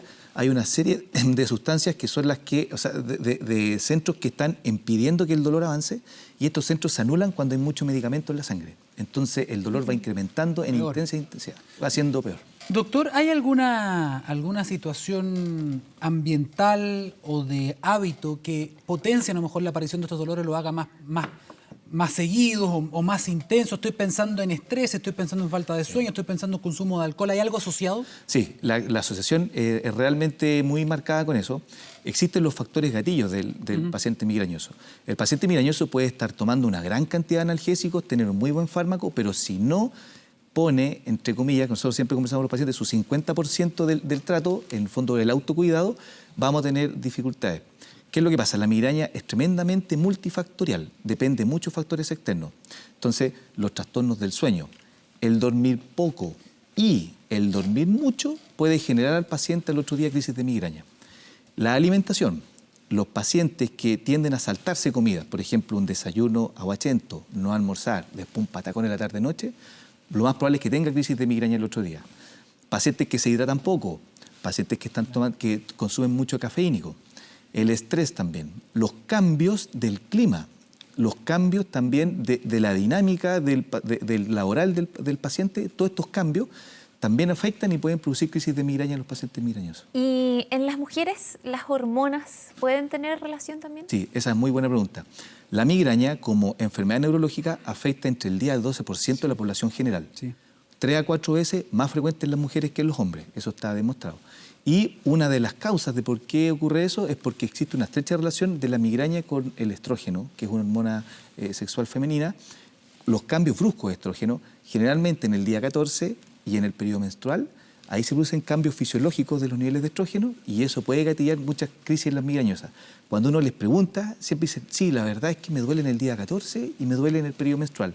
Y además, si tienen una indicación de anticoncepción oral o de otro tipo que puede estar recomendada, ¿cierto?, por el especialista, claro, algunos tipos de anticonceptivos pueden inducir que aumente el dolor de cabeza. ¿Y cambiar el anticonceptivo podría ser una solución en algunos casos? Sí, existen hoy por hoy bastantes soluciones. Yo no soy el experto, ¿cierto?, en anticoncepción, pero existe bastantes soluciones y nuevas formulaciones con bajas dosis de estrógeno, ¿cierto?, entre otras cosas, que favorece, que disminuya el dolor en estos casos. ¿Los niños, los adultos mayores, tienen migrañas?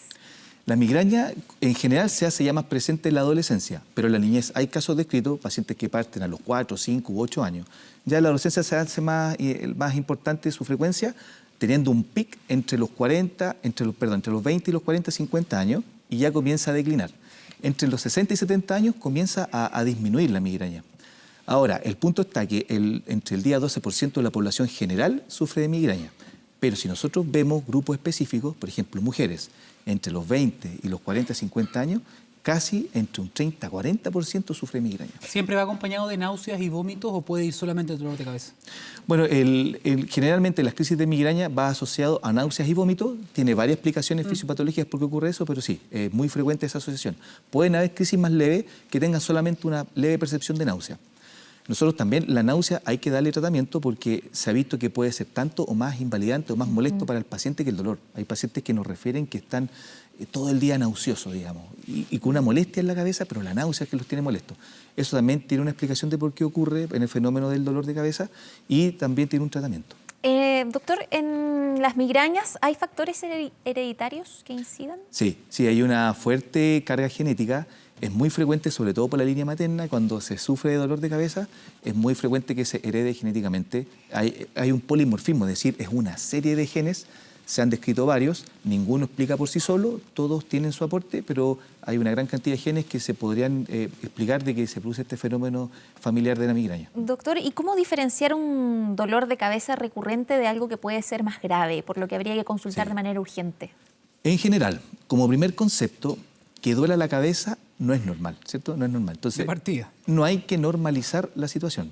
Nosotros vemos muchos los pacientes que ya ven habitual y que es parte de su vida que duele la cabeza. Ahora, por lo tanto, en algún minuto, si ya el dolor se hace persistente, hay que consultar. Pero existen unos signos que hay que ir rápidamente a un servicio de urgencia. Por ejemplo, que el paciente tenga mucho dolor de cabeza y convulsiones, que tenga mucho dolor de cabeza y tenga fiebre, que tenga mucho dolor de cabeza y no pueda mover un brazo, una pierna, o que no reconozca a los familiares o no pueda dirigir bien la vista. Todos esos son casos en los cuales tiene que dirigirse a un servicio de urgencia porque puede estar ocurriendo otro fenómeno. Ahora, salvo estos casos, que son casos de urgencia, en general el llamado es que no a normalizar esto. Hay cifras, por ejemplo, hay un estudio muy grande en Estados Unidos, el American Migraine Study, fueron más de 20.000 pacientes, en donde, bueno, en un país, ¿cierto?, el primer mundo, donde hay grandes centros de que tratan esta patología, el 44% de los pacientes migrañosos andaba por la vida con sus dolores de cabeza sin saber que tenía migraña. Ahora, hace un par de años atrás, doctor, si hubiésemos hablado de esto y decíamos que esta enfermedad era hereditaria, ¿no?, que estaban los genes, probablemente muchos dicen, bueno, no hay nada que hacer. Han cambiado los conocimientos, se sabe que el medio ambiente hoy día es la mitad del cuento, la epigenética. Por lo tanto, los cambios en los hábitos, en la alimentación, pueden ayudar mucho a disminuir a lo mejor estos casos, ¿no? Exactamente. Es muy importante que el paciente con migraña, sea leve, moderada o severa, tenga un cambio de hábitos del horario de sueño, dormir entre 6 a 8 horas o entre 7 a 9 horas permanentemente, disminuir el consumo de cafeínicos, favorecer el consumo de hidratación. ¿Y el alcohol? El alcohol también es ¿Favorece también la aparición? Sí, ¿o no? es un potente factor gatillador de crisis de migraña. Sobre todo se describe para la cerveza, vinos, vino tinto, vino blanco. Y se viene el 18. Y se viene el 18, justamente. Hay una lista bien grande de alimentos que puede producir jaqueca en el migrañoso por sus componentes. Ahora, no es que el paciente migrañoso tenga que disminuirlo todo, sino que tiene que poner ojo cuáles son los que a él le afectan para disminuirlo, ¿cierto? Este es un trabajo que, por ejemplo, dice, mira, todos los días, todas las veces que como palta, al otro día tengo dolor de cabeza. Entonces, bueno, ahí ir notando eso. La lista de alimentos es muy amplia. Lo más frecuente es queso, huevo, palta, plátano, chocolate, tomate, alimentos light, cítricos, picles, vino tinto, cerveza, nueces, almendras, la soya, maní. Por ejemplo... Lo más rico, doctor. Lo más rico, sí, bueno. Por ejemplo, la soya contiene glutamato monosódico, que es un potente vasodilatador y produce jaqueca. Si ustedes ven, por ejemplo, las personas que están en comida china, así, que donde está este elemento, están un poquito más rojitos. Por ejemplo, el ciclamato de muchos productos light también produce migraña. Los nitritos que se encuentran en sustancias, por ejemplo, en embutidos que comen mucho los niños para estar más preservados, pueden inducir migraña. ¿Chocolate? El chocolate también puede producir migraña, sí. Así es que, pero no es que el paciente migrañoso tenga que disminuirlo todo, sino que al revés, tiene que de a poco poner ojo qué cosas son las que le afectan a él, porque un paciente migrañoso de otro son un mundo. A veces entre ellos se pasan los datos y recomendaciones, incluso recetas de medicamentos, pero no, cada migrañoso es un mundo distinto. No se informe por YouTube, vaya al doctor. Yo lo hice, pero fui al doctor Muy bien. después de automedicarme. Con respecto a esto, los factores gatillo, en los distintos estudios, en promedio, cada migrañoso en promedio tiene entre 6.7 factores gatillo. Así es que si no sabe qué cosas le gatillan el dolor de cabeza, claro, algo pasa y hay que trabajar en eso. Doctor, ¿hay escalas de medicamentos dependiendo del nivel de dolor? Porque un jaquecoso ya reconoce cuánto le duele la cabeza. Sí. Cuando ya es muy grave, cuando ya no se puede levantar, cuando quiere estar a oscura, cuando quiere estar acostado o cuando está empezando. ¿Hay una forma de medicarse de manera nivelada? Sí, la verdad es que del punto de vista farmacológico hay dos líneas de tratamiento. Uno son los fármacos preventivos que se toman todos los días o se inyectan cada cierto tiempo para prevenir de que vengan las crisis.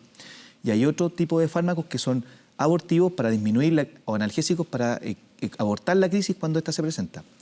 La recomendación es cuando está el dolor, dentro de los primeros 10 a 15 minutos, tomar el fármaco para que quite el dolor y eventualmente un refuerzo a las 2 horas si no había una analgesia completa, ¿cierto? Ahí con su médico tiene que ver el medicamento específico. ¿Qué es lo que pasa? Muchos pacientes aguantan estoicos, esperan hasta que se les esté reventando el dolor de cabeza y ahí toman un analgésico.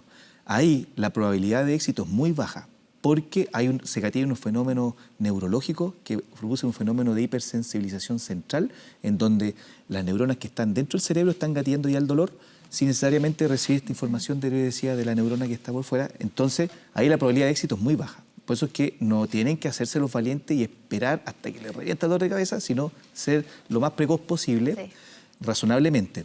Nosotros, los pacientes migrañosos, los que están bajo tratamiento y los controlamos en nuestro centro, la verdad es que ya se manejan muy bien, como usted bien dice, saben ellos cuando una crisis viene leve, viene moderada. Entonces, hay fármacos de potencia intermedia y hay fármacos de potencia elevada que el paciente ya sabe cuál tomar.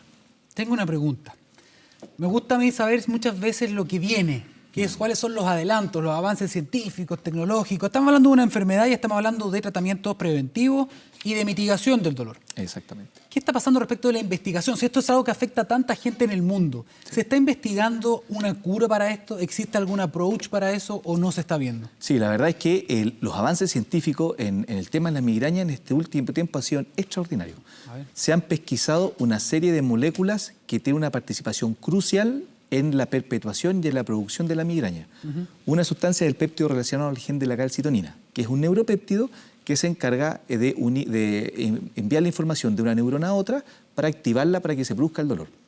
Hoy por hoy hay toda una línea de investigación de productos que van a atacar este péptido, tanto anularlo a él o anular a su receptor. Para que no logre pasar el mensaje del dolor.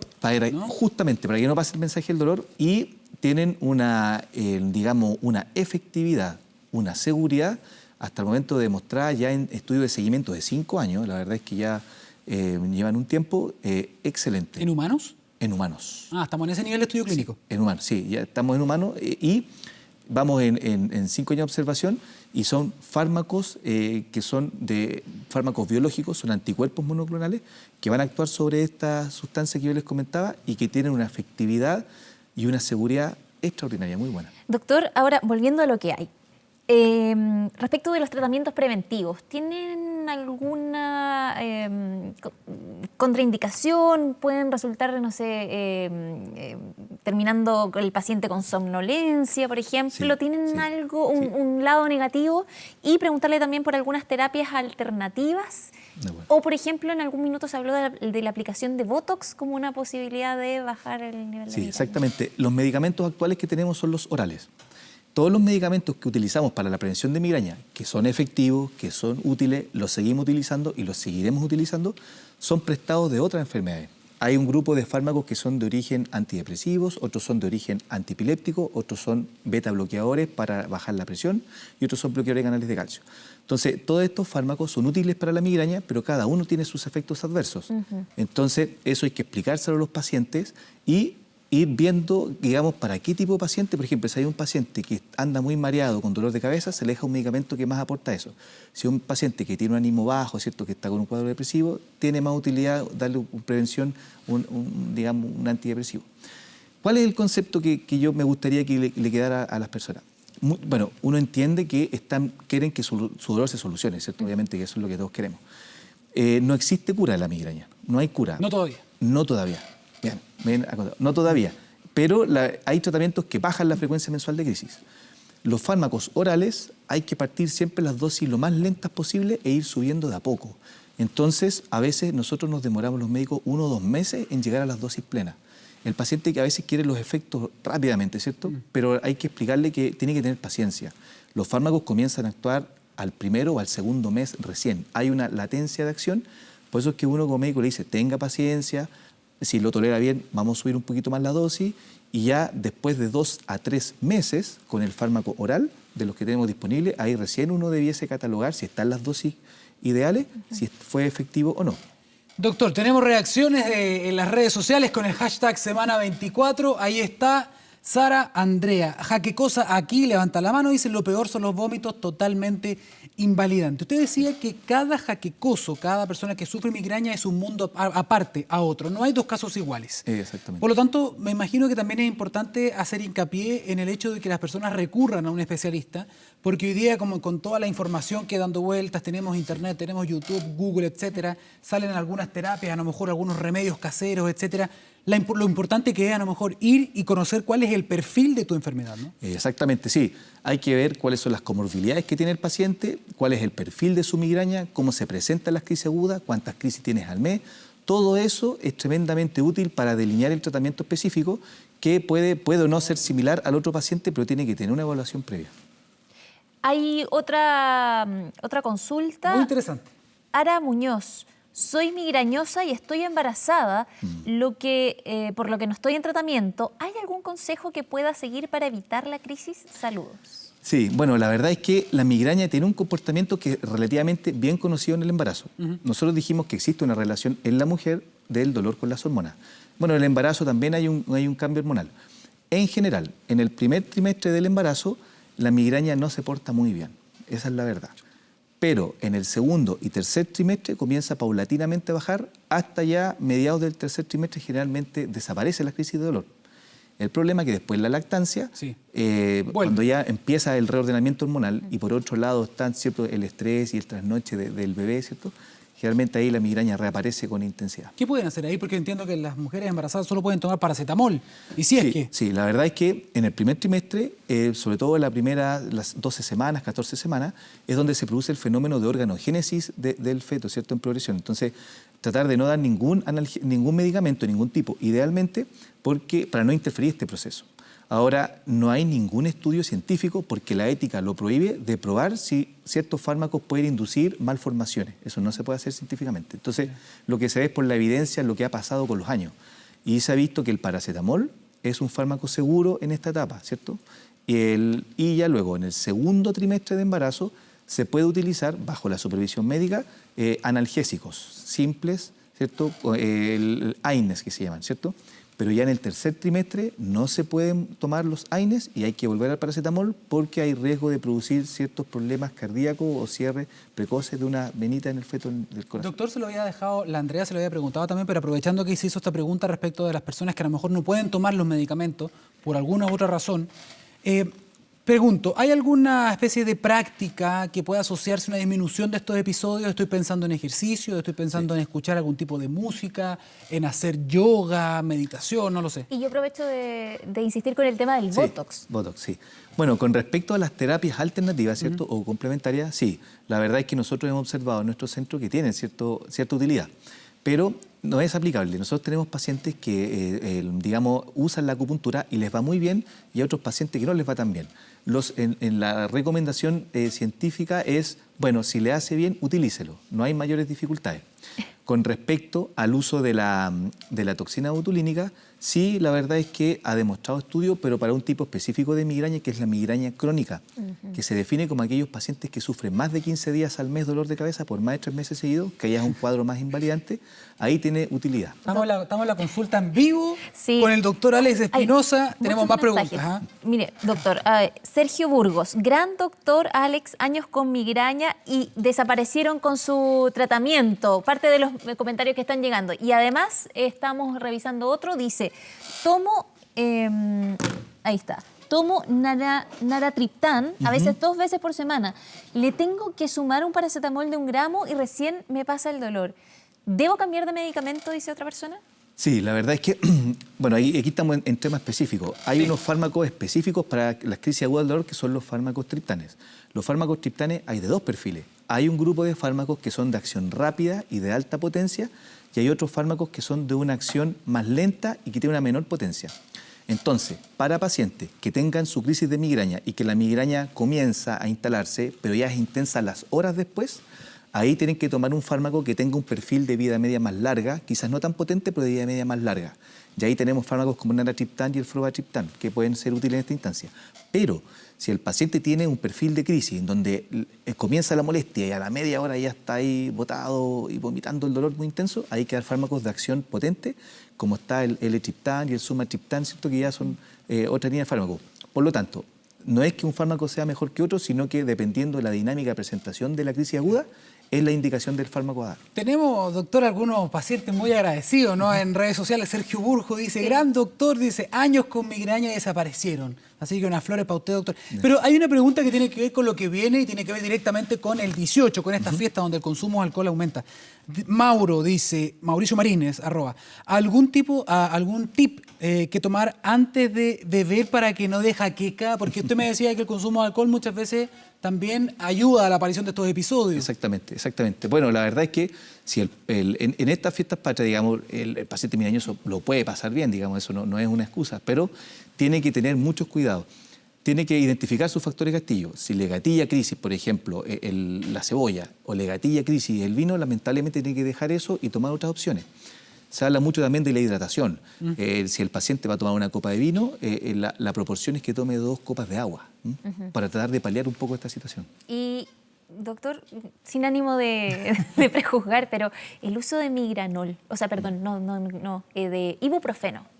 Muchas personas que toman ibuprofeno cuando les duele la cabeza, pero también el consumo recurrente de ibuprofeno ha resultado ser un poco problemático. Todos los fármacos analgésicos que se utilizan para el dolor de cabeza, desde el paracetamol, pasando por los analgésicos no esteroidales, terminando en los fármacos específicos, que serían los ergotamínicos y los triptanes, todos, si se sobrepasa la dosis máxima mensual, que en promedio, varía un poco, pero en promedio más de 10 días al mes, tienen el riesgo de que el dolor se vuelva crónico y resistente por abuso de fármaco. Lo mismo el ibuprofeno. Es que lo pregunto porque mucha gente reemplaza el paracetamol con ibuprofeno en la automedicación. Siempre hay consulta, claro. Y siempre también el abuso resulta Doctor, perjudicial. Jaqueca en racimo.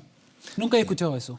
Sí, bueno, ese es otro tipo de cefalea. Nos salimos de la migraña o jaqueca. ¿Ya? Hay otro grupo de enfermedades que son las cefaleas trigéminas autonómicas, que a diferencia de la migraña afecta más a hombres, 8 veces a uno con respecto a la hombre-mujeres, en donde se produce un dolor muy intenso, generalmente estrictamente en un lado de la cabeza. Perfecto. Y que viene en salvas de crisis que van de 15 minutos a 180 minutos, y esto se puede repetir una hasta 8 veces en el día. ¿Y el tratamiento es lo mismo? Y los tratamientos son distintos. Si cambia el tratamiento, cambia el enfoque.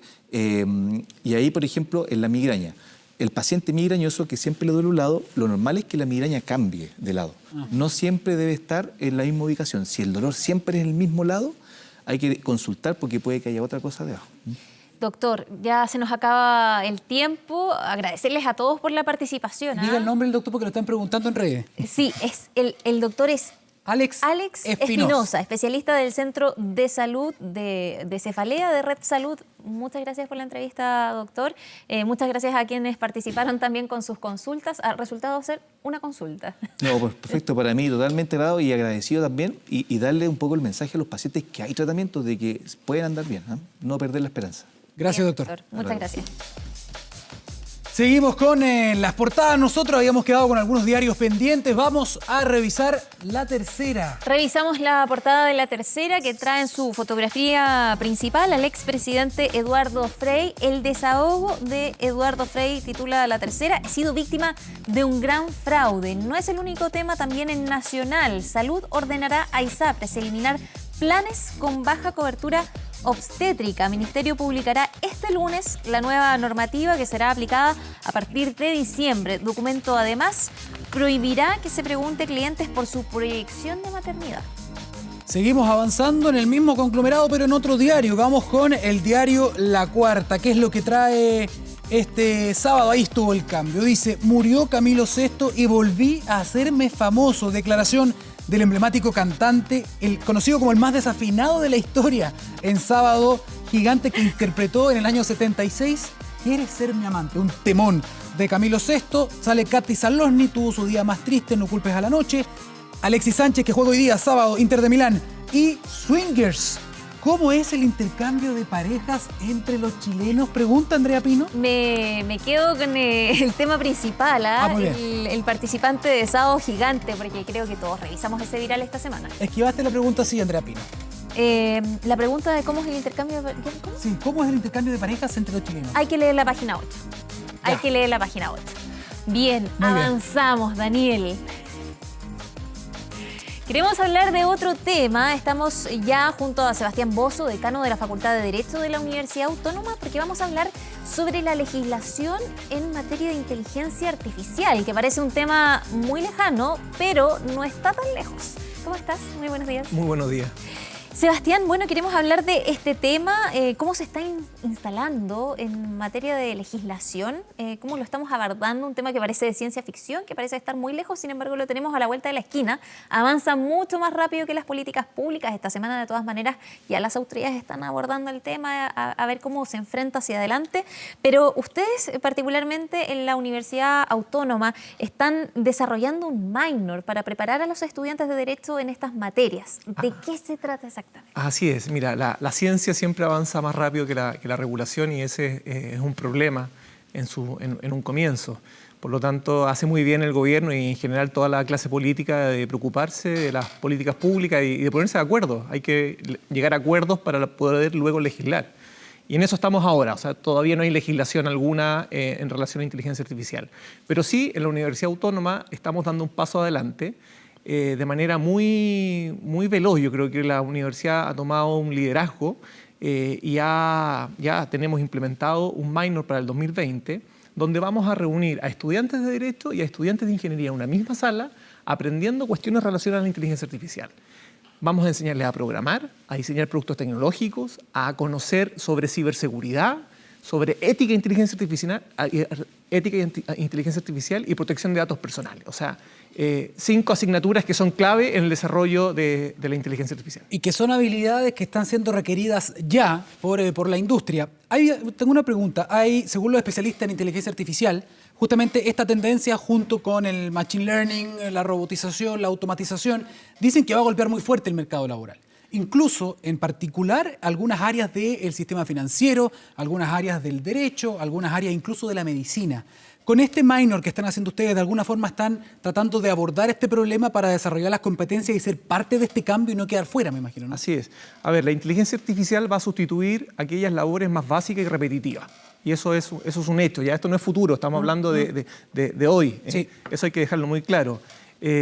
Pero nosotros tenemos que ser conscientes y tener la visión de saber que la inteligencia artificial va a crear nuevos empleos. Sí. La revista del MIT en Nuevas Tecnologías señala que se van a crear 58 millones de nuevos empleos de aquí al 2022. La pregunta es, ¿dónde queremos que se crean estos nuevos empleos? ¿En Chile o todos en Estados Unidos, en Europa o en el primer mundo? Entonces tenemos que generar nuevas competencias en los profesionales. ¿Y eso qué significa? Debemos entregarles las herramientas para que puedan crear soluciones centradas en los consumidores y en los clientes. Porque si yo le enseño a mis estudiantes a usar la nueva tecnología, van a seguir haciendo lo mismo. Pero si tienen la capacidad de crear productos nuevos que hoy día no existen y que entregan soluciones, van a ser parte de estos nuevos 58 millones de empleos, de nuevos empleos. La pregunta que se hacen muchos abogados es si podrán ser reemplazados un día por la inteligencia artificial. ¿Se podría reemplazar a un juez? ¿Se podría reemplazar el fallo de un ser humano? Eso ya está pasando. En Estonia, uno de los países más digitalizados del mundo, sucede. Sobre ciertos determinados tipos de juicio, hasta ciertos montos, ya las partes que están en un conflicto pueden entregar su información a la red y les entrega una propuesta de sentencia que en el fondo en primera instancia es una sentencia y que después puede ser recurrida ante un tribunal con humano, digamos. Eso ya existe en Estonia, existe en Francia, existe también aplicaciones en Kentucky desde el año 2011. Fíjense ustedes, desde el año 2011 existe una aplicación, un algoritmo, el HB463, que funcionaba, también sirve para analizar los defectos que tiene esto también, porque le entregaba la solución a un juez para determinar si determinada persona privada de libertad la dejaba en libertad bajo fianza o la mantenía en la cárcel. Se le otorga o no el beneficio, claro. ¿Y qué problema se daba ahí? Y se salió hace muy poco una publicación, que en el fondo mantenía los sesgos de las personas, porque la inteligencia artificial funciona con datos, y los datos tienen sesgos. Y si la inteligencia artificial tiene la capacidad de aprender, ¿y de quién aprende? De los humanos, del comportamiento, de nuestros datos. Y si aprende y extrae esos mismos sesgos... Los sesgos del programador. Del programador, sí. Ojo, y no solamente del programador, porque en un comienzo, en una fase inicial, digamos, la inteligencia artificial solo funciona entregándole datos, el programador, como bien dice. Pero ahora aprende por sí mismo. Y si sigue aprendiendo del comportamiento humano que tiene sesgo, la inteligencia artificial va a replicar. Entonces, ¿qué pasó en Kentucky? Bueno, se dieron cuenta que no era muy eficiente porque mantenía el sesgo de los jueces. Entonces, las personas de color que son discriminadas muchas veces en Estados Unidos los mantenían privados de libertad y no les daban la libertad bajo fianza. Ahora, es interesante porque esto va de la mano, como tú decías, de los datos, del Big Data. ¿Dónde se está utilizando también para que la gente pueda entender? Porque a lo mejor no lo han visto mucho en Chile, quizás se usa en algún proceso judicial, pero no se ha visto mucho, no es algo que sea muy vistoso. ¿Dónde se está usando en otras partes del mundo, por ejemplo, la inteligencia artificial aplicada en los procesos de derecho? En la búsqueda, por ejemplo, de jurisprudencia, se entregan sentencias, hay un software en un computador del juez que dice, te recomiendo citar este artículo. Sí. A ver, a mí sí me gusta hablar con ejemplos porque yo creo que es la manera más fácil de entender qué está pasando. Hoy día hay una startup que aquí también uno puede visibilizar bastante bien cómo esto también es un motor de desarrollo económico. Esta startup reunió creo que cerca de $2 millones porque se dio cuenta que grandes empresas necesitan renegociar sus contratos. O sea, una determinada empresa que tiene 3 millones de contratos tiene que renegociarlos porque las condiciones varían. ¿Cómo una empresa va a poder renegociar 3 millones de contratos? Claro. Donde muchas veces, ojo, esto no es solamente para que la empresa se vea beneficiada y subirle el precio a su contraparte, porque en el fondo un contrato para que sea estable, sea útil para las partes que intervienen, para que se mantenga vivo ese contrato, tiene que ser útil para ambos, pues no puede ser solamente útil para la parte más fuerte o en este caso la empresa que tiene estos 3 millones de clientes. Entonces la inteligencia artificial está operando aquí para entregar una nueva propuesta de condiciones en ese contrato. Entonces se está analizando 3 millones de contratos y le entrega de forma automatizada a esos 3 millones de clientes nuevas condiciones. Entonces, eso es un ejemplo clarísimo de cómo nos beneficiamos. La inteligencia artificial es una oportunidad para nosotros. Bueno, la era digital nos ha traído una clase nueva de derechos, ¿no? Que vamos conociendo como derechos de cuarta generación, derechos digitales, el derecho al olvido, por ejemplo, que ya está más o menos instalado. Pero ¿de qué hablamos cuando hablamos de protección de neuroderechos? Mira, es un gran tema. Hace un tiempo tuve la suerte de poder escuchar a un profesor español que se llama Rafael Yuste. Sí, ha venido a Chile al Congreso del Futuro. Chile y está en el Congreso Futuro y está asesorando también al Congreso en el Senado en todo este tema de desarrollo de política. Y en el fondo, ¿qué pasa? A ver, los neurocientíficos ya se dan cuenta que tienen la capacidad de mapear el cerebro humano y tienen la capacidad de manipularlo para generar beneficios para las personas. ¿En qué sentido? Para sanar enfermedades mentales. Entonces, si tienen la capacidad de manipular el cerebro humano, la mente, para sanar, también tienen la posibilidad de manipular para generar perjuicios o para generar fines que no son muy loables. Entonces, hay que proteger al individuo, hay que proteger a las personas. ¿Y cómo se protege? Bueno, hay que crear nuevos derechos. Y uno de los nuevos derechos que se habla, por ejemplo, es la privacidad mental. Si yo tengo la capacidad de introducirme de alguna forma en la mente de las personas y poder extraer lo que tú tienes ahí, bueno, que se extraiga, pero para ciertos propósitos terapéuticos, pero no para otros fines. Entonces hay que regular. O sea, están leyendo nuestras preferencias hace mucho rato. Sí. Y sacan un montón de Pero información. eso a raíz de lo que nosotros podemos manifestar a través de nuestro Sí. sentido. Otra cosa es cuando, claro, pueden de alguna forma en el futuro Entrar. cercano entrar, ¿no? Sin que tú lo permitas. A ver, y si están preocupados de la regulación, es porque esto ya sucede. Sí. O sea, esto ya está sucediendo. Y otro de los neuroderechos es el libre albedrío. Si yo puedo manipular tu mente, puedo manipular tus decisiones. Entonces yo tengo derecho a mantener mi libre albedrío. Cierto acto que yo voy a realizar, ¿fue querido por mí o no? ¿O fue manipulado por un tercero? Es que incluso en esta discusión donde también está Yuval Harari, que están hablando de esto mucho, ciertos filósofos modernos, ¿no? Están hablando de que incluso el libre albedrío, si tú ves el cerebro como un algoritmo electroquímico, no existe tampoco, somos una respuesta de ciertas señales químicas del cerebro que se podrían alterar. Entonces, es todo un debate que suena como de ciencia ficción, pero que se está dando por algo, porque es lo que viene. En ese sentido, Sebastián, te quiero retrotraer un poquito a la contingencia actual, porque aquí se acaba de comunicar un plan. Se está preparando un plan de inteligencia artificial, hay una conexión entre la academia, los científicos, la clase política, el gobierno, liderado justamente ahí por el senador Girardi, que ha estado llevando también, y tú lo dijiste, el Congreso del Futuro, etcétera. Se está tratando de ingresar a esto de manera unificada, tal como se ha hecho en otros países, que también tienen planes de inteligencia artificial. ¿Cómo ves esa señal? ¿Estamos a tiempo? ¿Se puede avanzar? ¿Es el camino correcto? Sí, estamos completamente a tiempo. Yo creo que es ahora, o si no, vamos a ver, o nos vamos a transformar en un país si estamos en vías de desarrollo, ya muy lejos de estar en vías de desarrollo, porque esto va a tener un impacto económico tremendo. Yo lo significo en lo que les explicaba hace un rato, que nosotros podemos generar nuevos empleos si tenemos la capacidad de crear productos tecnológicos asociados a la inteligencia artificial. Y los abogados deben ocupar ese espacio. Y para poder utilizar ese espacio deben, obviamente, formarse en competencias que hoy día no tienen. Y por eso en el minor de Derecho en la Universidad Autónoma estamos entregando esas competencias que clásicamente no se dan. Y las políticas, lo que hoy día estamos viendo en la clase política es poniéndose de acuerdo. O sea, tenemos que ver qué tipo de regulación le damos a los algoritmos. Los algoritmos hoy día son cajas negras. Hoy día nadie sabe qué hay detrás de un algoritmo. Y un algoritmo, la inteligencia artificial, se caracteriza porque aprende por sí sola y toma decisiones. Entonces, si tomo una decisión A, B o C, tengo que entender por qué fue A, B o C. Y ahí está la transparencia del algoritmo. O sea, tengo que ver por qué ese algoritmo está decidiendo de tal manera. Y eso tiene que ser regulado, si no vamos a quedar... nuestros derechos en el fondo van a ser vulnerados por la inteligencia artificial. Y respecto del tema de los datos personales, que entiendo que es una de las asignaturas que están abordando, lo que ya dice la legislación, ¿hacia dónde deberíamos seguir avanzando? A ver, hoy día actualmente se está discutiendo en el Congreso una ley de protección de datos personales. Y la verdad es que los datos, mira, los datos es mucho más que nuestro nombre, nuestro root, nuestro domicilio. Nuestros datos, y si proyectamos esto como datos, es el comportamiento humano. Y hoy día la inteligencia artificial está conociendo nuestro comportamiento al detalle. Y eso tiene que ser resguardado. O sea, cuando ustedes han visto, no sé si han visto en la red, una foto que aparece Mark Zuckerberg con el lente del computador tapado.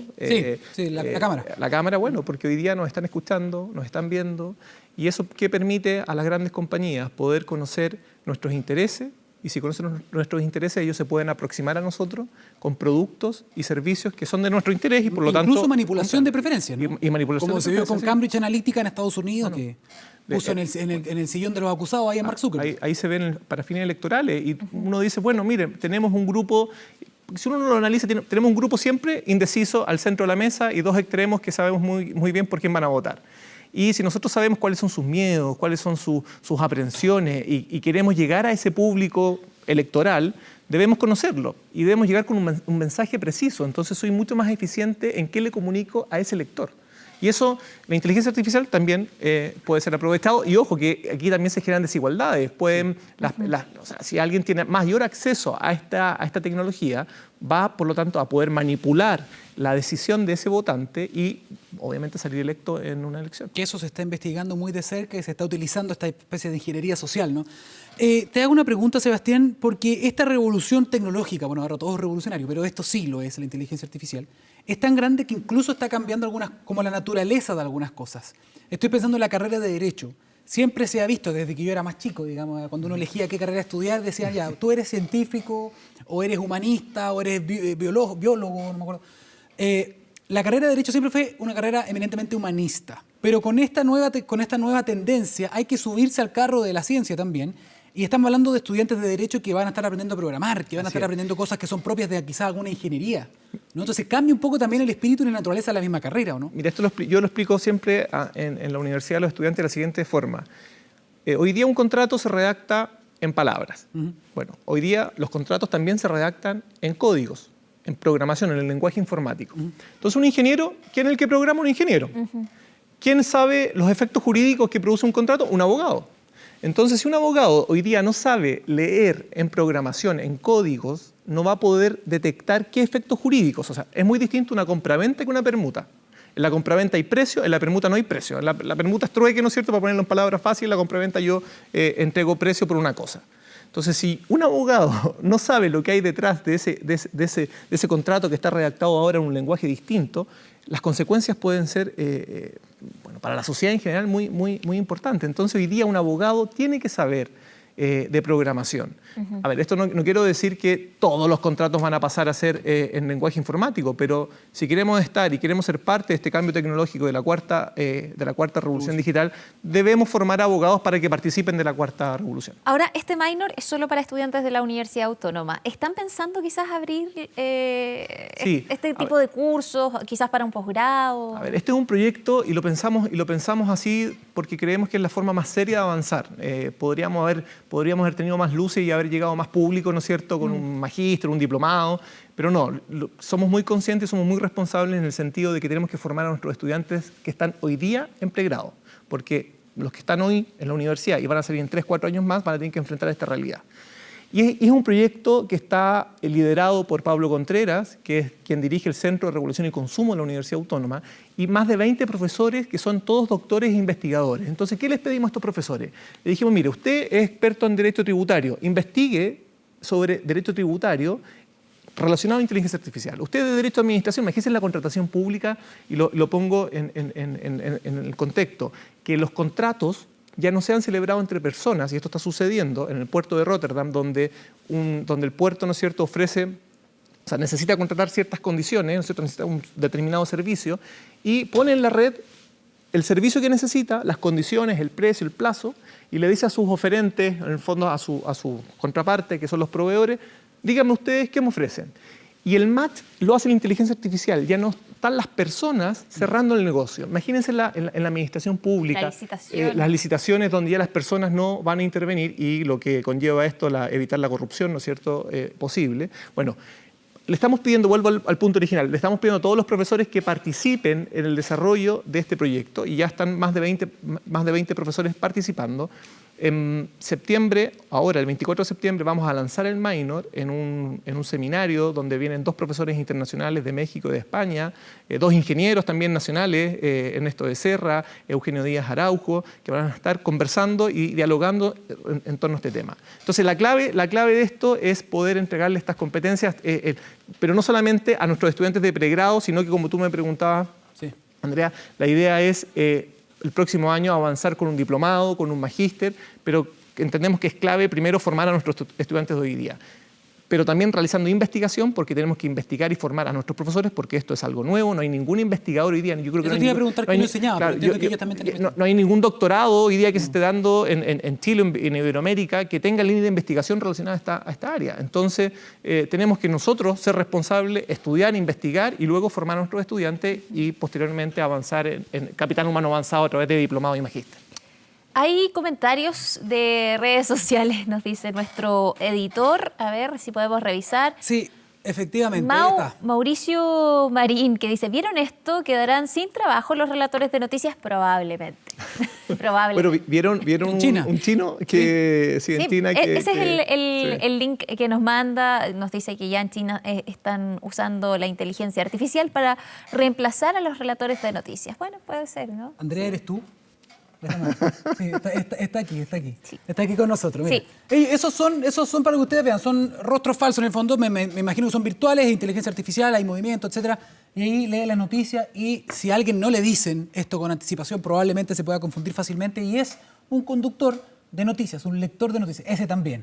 ¿Ah? Lo hacen incluso hasta más encachado. Bueno, sí, pero si ustedes se dan cuenta, la ventaja comparativa que tiene eso es que ellos están conectados a la red y le está llegando información constante de lo que está pasando en tiempo real. Nosotros, sí.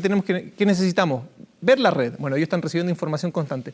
Bueno, tenemos que ser capaces nosotros de generar los periodistas entonces nuevas tecnologías y... Sí, no, estamos en eso, pero lo mismo, Sebastián, yo siempre me he considerado, mucha gente, un optimista de la tecnología, pienso que la tecnología puede ayudar a solucionar muchos de los problemas que tenemos hoy día, y la otra vez lo hablaba con un especialista de esto, le decía, es posible a lo mejor, y tú lo acabas de sugerir, que utilizando inteligencia artificial, big data, programada de buena manera, etcétera, uno puede empezar a eliminar ciertos problemas que hay que tienen que ver con nuestra calidad de humanos, ¿no? El tráfico de influencia, la corrupción, etcétera. Estas cosas van a ir limpiando esos procesos si es indefectible. Sí, y hay muchos usos que nos van a generar beneficios. Bueno, tú lo comentabas en el tema del acceso a la justicia, a través de poder solucionar conflictos de manera rápida y eficaz.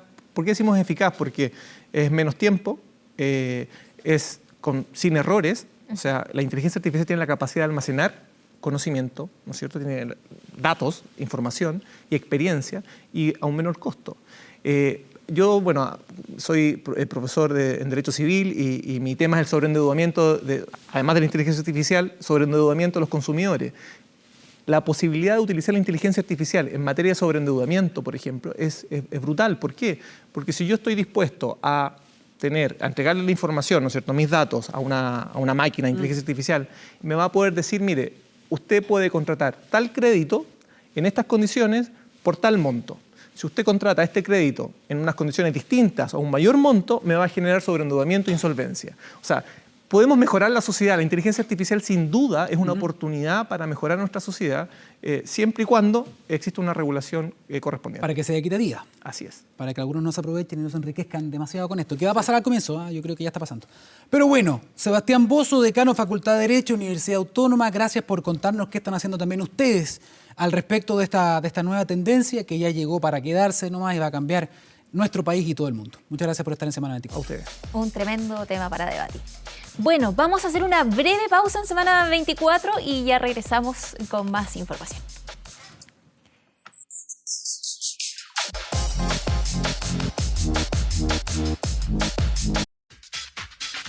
Alexis Sánchez debería, porque no está confirmado hasta que suceda, jugar hoy día en Inter de Milán, debutará algunos minutos en la Liga Italiana, parte de las noticias del deporte que nos va a contar nuestro especialista, Eric Zárate, que lo vimos ayer muy bien plantado ahí en el partido de tenis entre Jarry y Garín. Es verdad. ¿Cómo estás, Daniel? ¿Qué tal, Andrea? ¿Cómo les va? Vamos a hablar justamente del partido de tenis. Comencemos con aquello y ya vamos a hablar de Alexis Sánchez, que lo más probable es que sea titular en el partido del Inter de Milán frente al Udinese. Vamos a hablar también de los elogios de Antonio Conte con el Niño Maravilla. Pero estas son imágenes de lo que ocurrió ayer en el Gran Arena Monticello con dos tenistas nacionales. Me refiero a Cristian Garín, el número 1 del mundo, el número 1 de Chile, la raqueta número 34 del mundo, y también Nicolás Jarry, la raqueta número 2 de nuestro país y actual 74 del Orbe. Son imágenes de lo que ocurrió entonces en el Gran Arena Monticello, que, fíjense ustedes, contó con mucha presencia de público, prácticamente lleno el Gran Arena Monticello para ver este partido de exhibición, donde finalmente Nicolás Jarry se impuso en 2 sets, en 6-4 y 7-6. Un partido muy entretenido y donde ambos tenistas quedó claro, y también como lo está evidenciando acá estos puntos que ustedes están viendo en sus pantallas, se lo tomaron muy en serio. Partidos muy entretenidos, con harto desgaste físico incluso.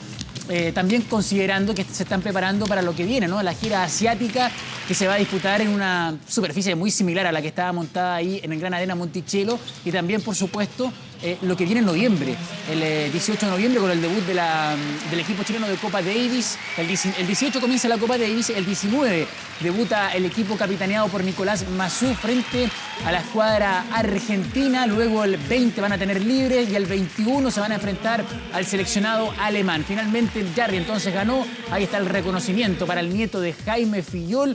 Eso va a ocurrir en noviembre, lo que yo les decía de Copa Davis, con transmisión también, al igual que anoche, del área deportiva de Televisión Nacional de Chile. Vamos a escuchar declaraciones, ¿les parece?, del ganador de esta jornada, Nicolás Jarry, que venció a Cristian Garín. Que lo hacíamos con Cristian, y creo que ambos estábamos muy nerviosos, costó empezar el partido y nada, yo lo pasé muy bien. Espero que sea el primero de muchos. Estoy contento por haber logrado estar en el Grupo Mundial después de tanto tiempo. Fue una meta que venimos trabajando como equipo los últimos 5 años, donde estuvimos viéndola bien oscura. Hace 5, creo que peleando contra Perú, un repechaje, o no me acuerdo contra quién, y lo sacamos adelante. Fue una muy linda serie contra Austria, así que espero que hagamos un lindo papel en Madrid, y espero que estemos bien apoyados con todo el público. Este es un lugar donde hay muchos chilenos, y espero que sea así, se escuche bien fuerte. Hablando de un jugador fuerte, de un jugador que en su pasado demostró toda su calidad. No olvidemos que en su pasado ha ganado. Ha jugado en clubes importantes como el Barcelona, el Arsenal, el Manchester United. Ha empezado en el Udinese, donde lo hizo muy bien. Es un jugador que tiene habilidad, fuerza y resistencia.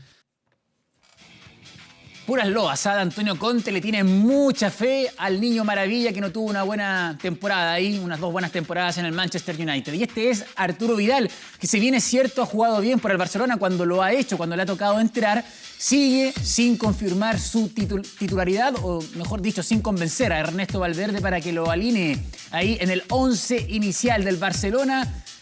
Recordemos ahí que el cuadro barcelonista va a enfrentar al Valencia, válido por la 4ª fecha de la Liga Española.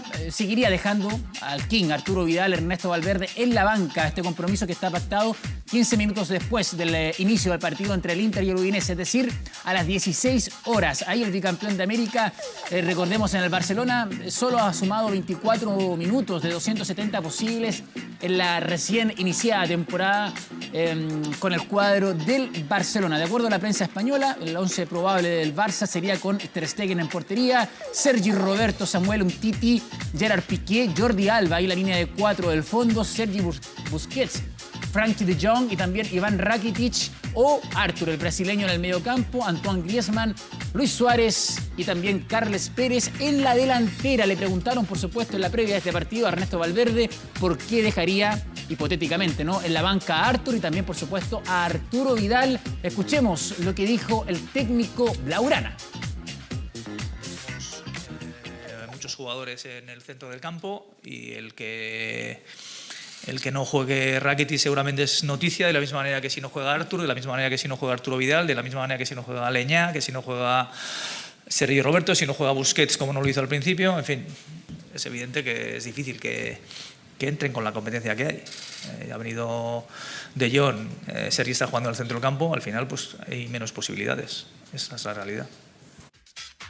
Bien, nos vamos ahora a hablar del fútbol nacional, específicamente de la Universidad de Chile, que tiene un partido bien importante, ¿no? Ustedes saben muy bien que está disputando ahí los puestos de descenso junto con la Universidad de Concepción, por ejemplo, y ahora se va a medir a un equipo que, claro, le quiere complicar las cosas aún más, bien digo, el equipo de la Unión Española, este partido que se va a disputar a las 17:30 horas de esta tarde, este sábado, en el estadio Santa Laura. Recordemos que la Universidad de Chile tuvo un amargo inicio de la llave de los cuartos de final por Copa Chile. Y claramente la Unión Española también tiene un técnico nuevo, ¿no? Se fue el Nano Díaz, está Ronald Fuentes, que en la previa de este partido también polemizó de cierta forma porque dijo que van a tratar de hacer callar a la hinchada azul en el estadio Santa Laura. ¿Qué habrá dicho Hernán Caputo? ¿Le habrá respondido algo al ex jugador de la Universidad de Chile, al ex defensa y también al ex gerente técnico? Escuchemos a Hernán Caputo si es que está mesurado o no, o le respondió con más vehemencia a Ronald Fuentes. Bueno, todavía no se ha terminado la conformación del 11 principal, digamos, pero por ahí y si fuese así, a veces puede pasar el tema de una decisión técnica, ver cómo están los jugadores cuando regresan de una lesión, por el caso de Seba, ¿no? Es un jugador muy importante para el equipo. Con respecto a lo que decías de Ronald, no solo que conoce la institución como jugador, también estuvo como la parte dirigencial bueno, nos desconocemos su capacidades como entrenador, también lo que puede hacer con el equipo de Unión Española y lo que ha hecho en el fútbol nacional. Así que vamos a respetar muchísimo, como siempre digo, no hablo solo de una persona, sino del equipo en general o de lo que trasciende el equipo por su conducción.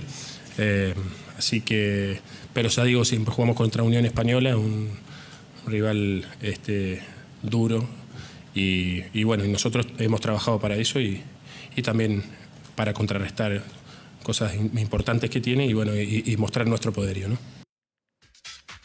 Mesurado, no quiso responderle ahí a Ronald Fuentes. Imágenes de la alineación tierna que va a tener la Universidad Católica ante O'Higgins. Recordemos que va a enfrentar el líder del torneo nacional al cuadro ahí de O'Higgins, al capo de provincia, también como le dicen, en San Carlos de Apoquindo. Esto se va a jugar el día domingo a las 17:30.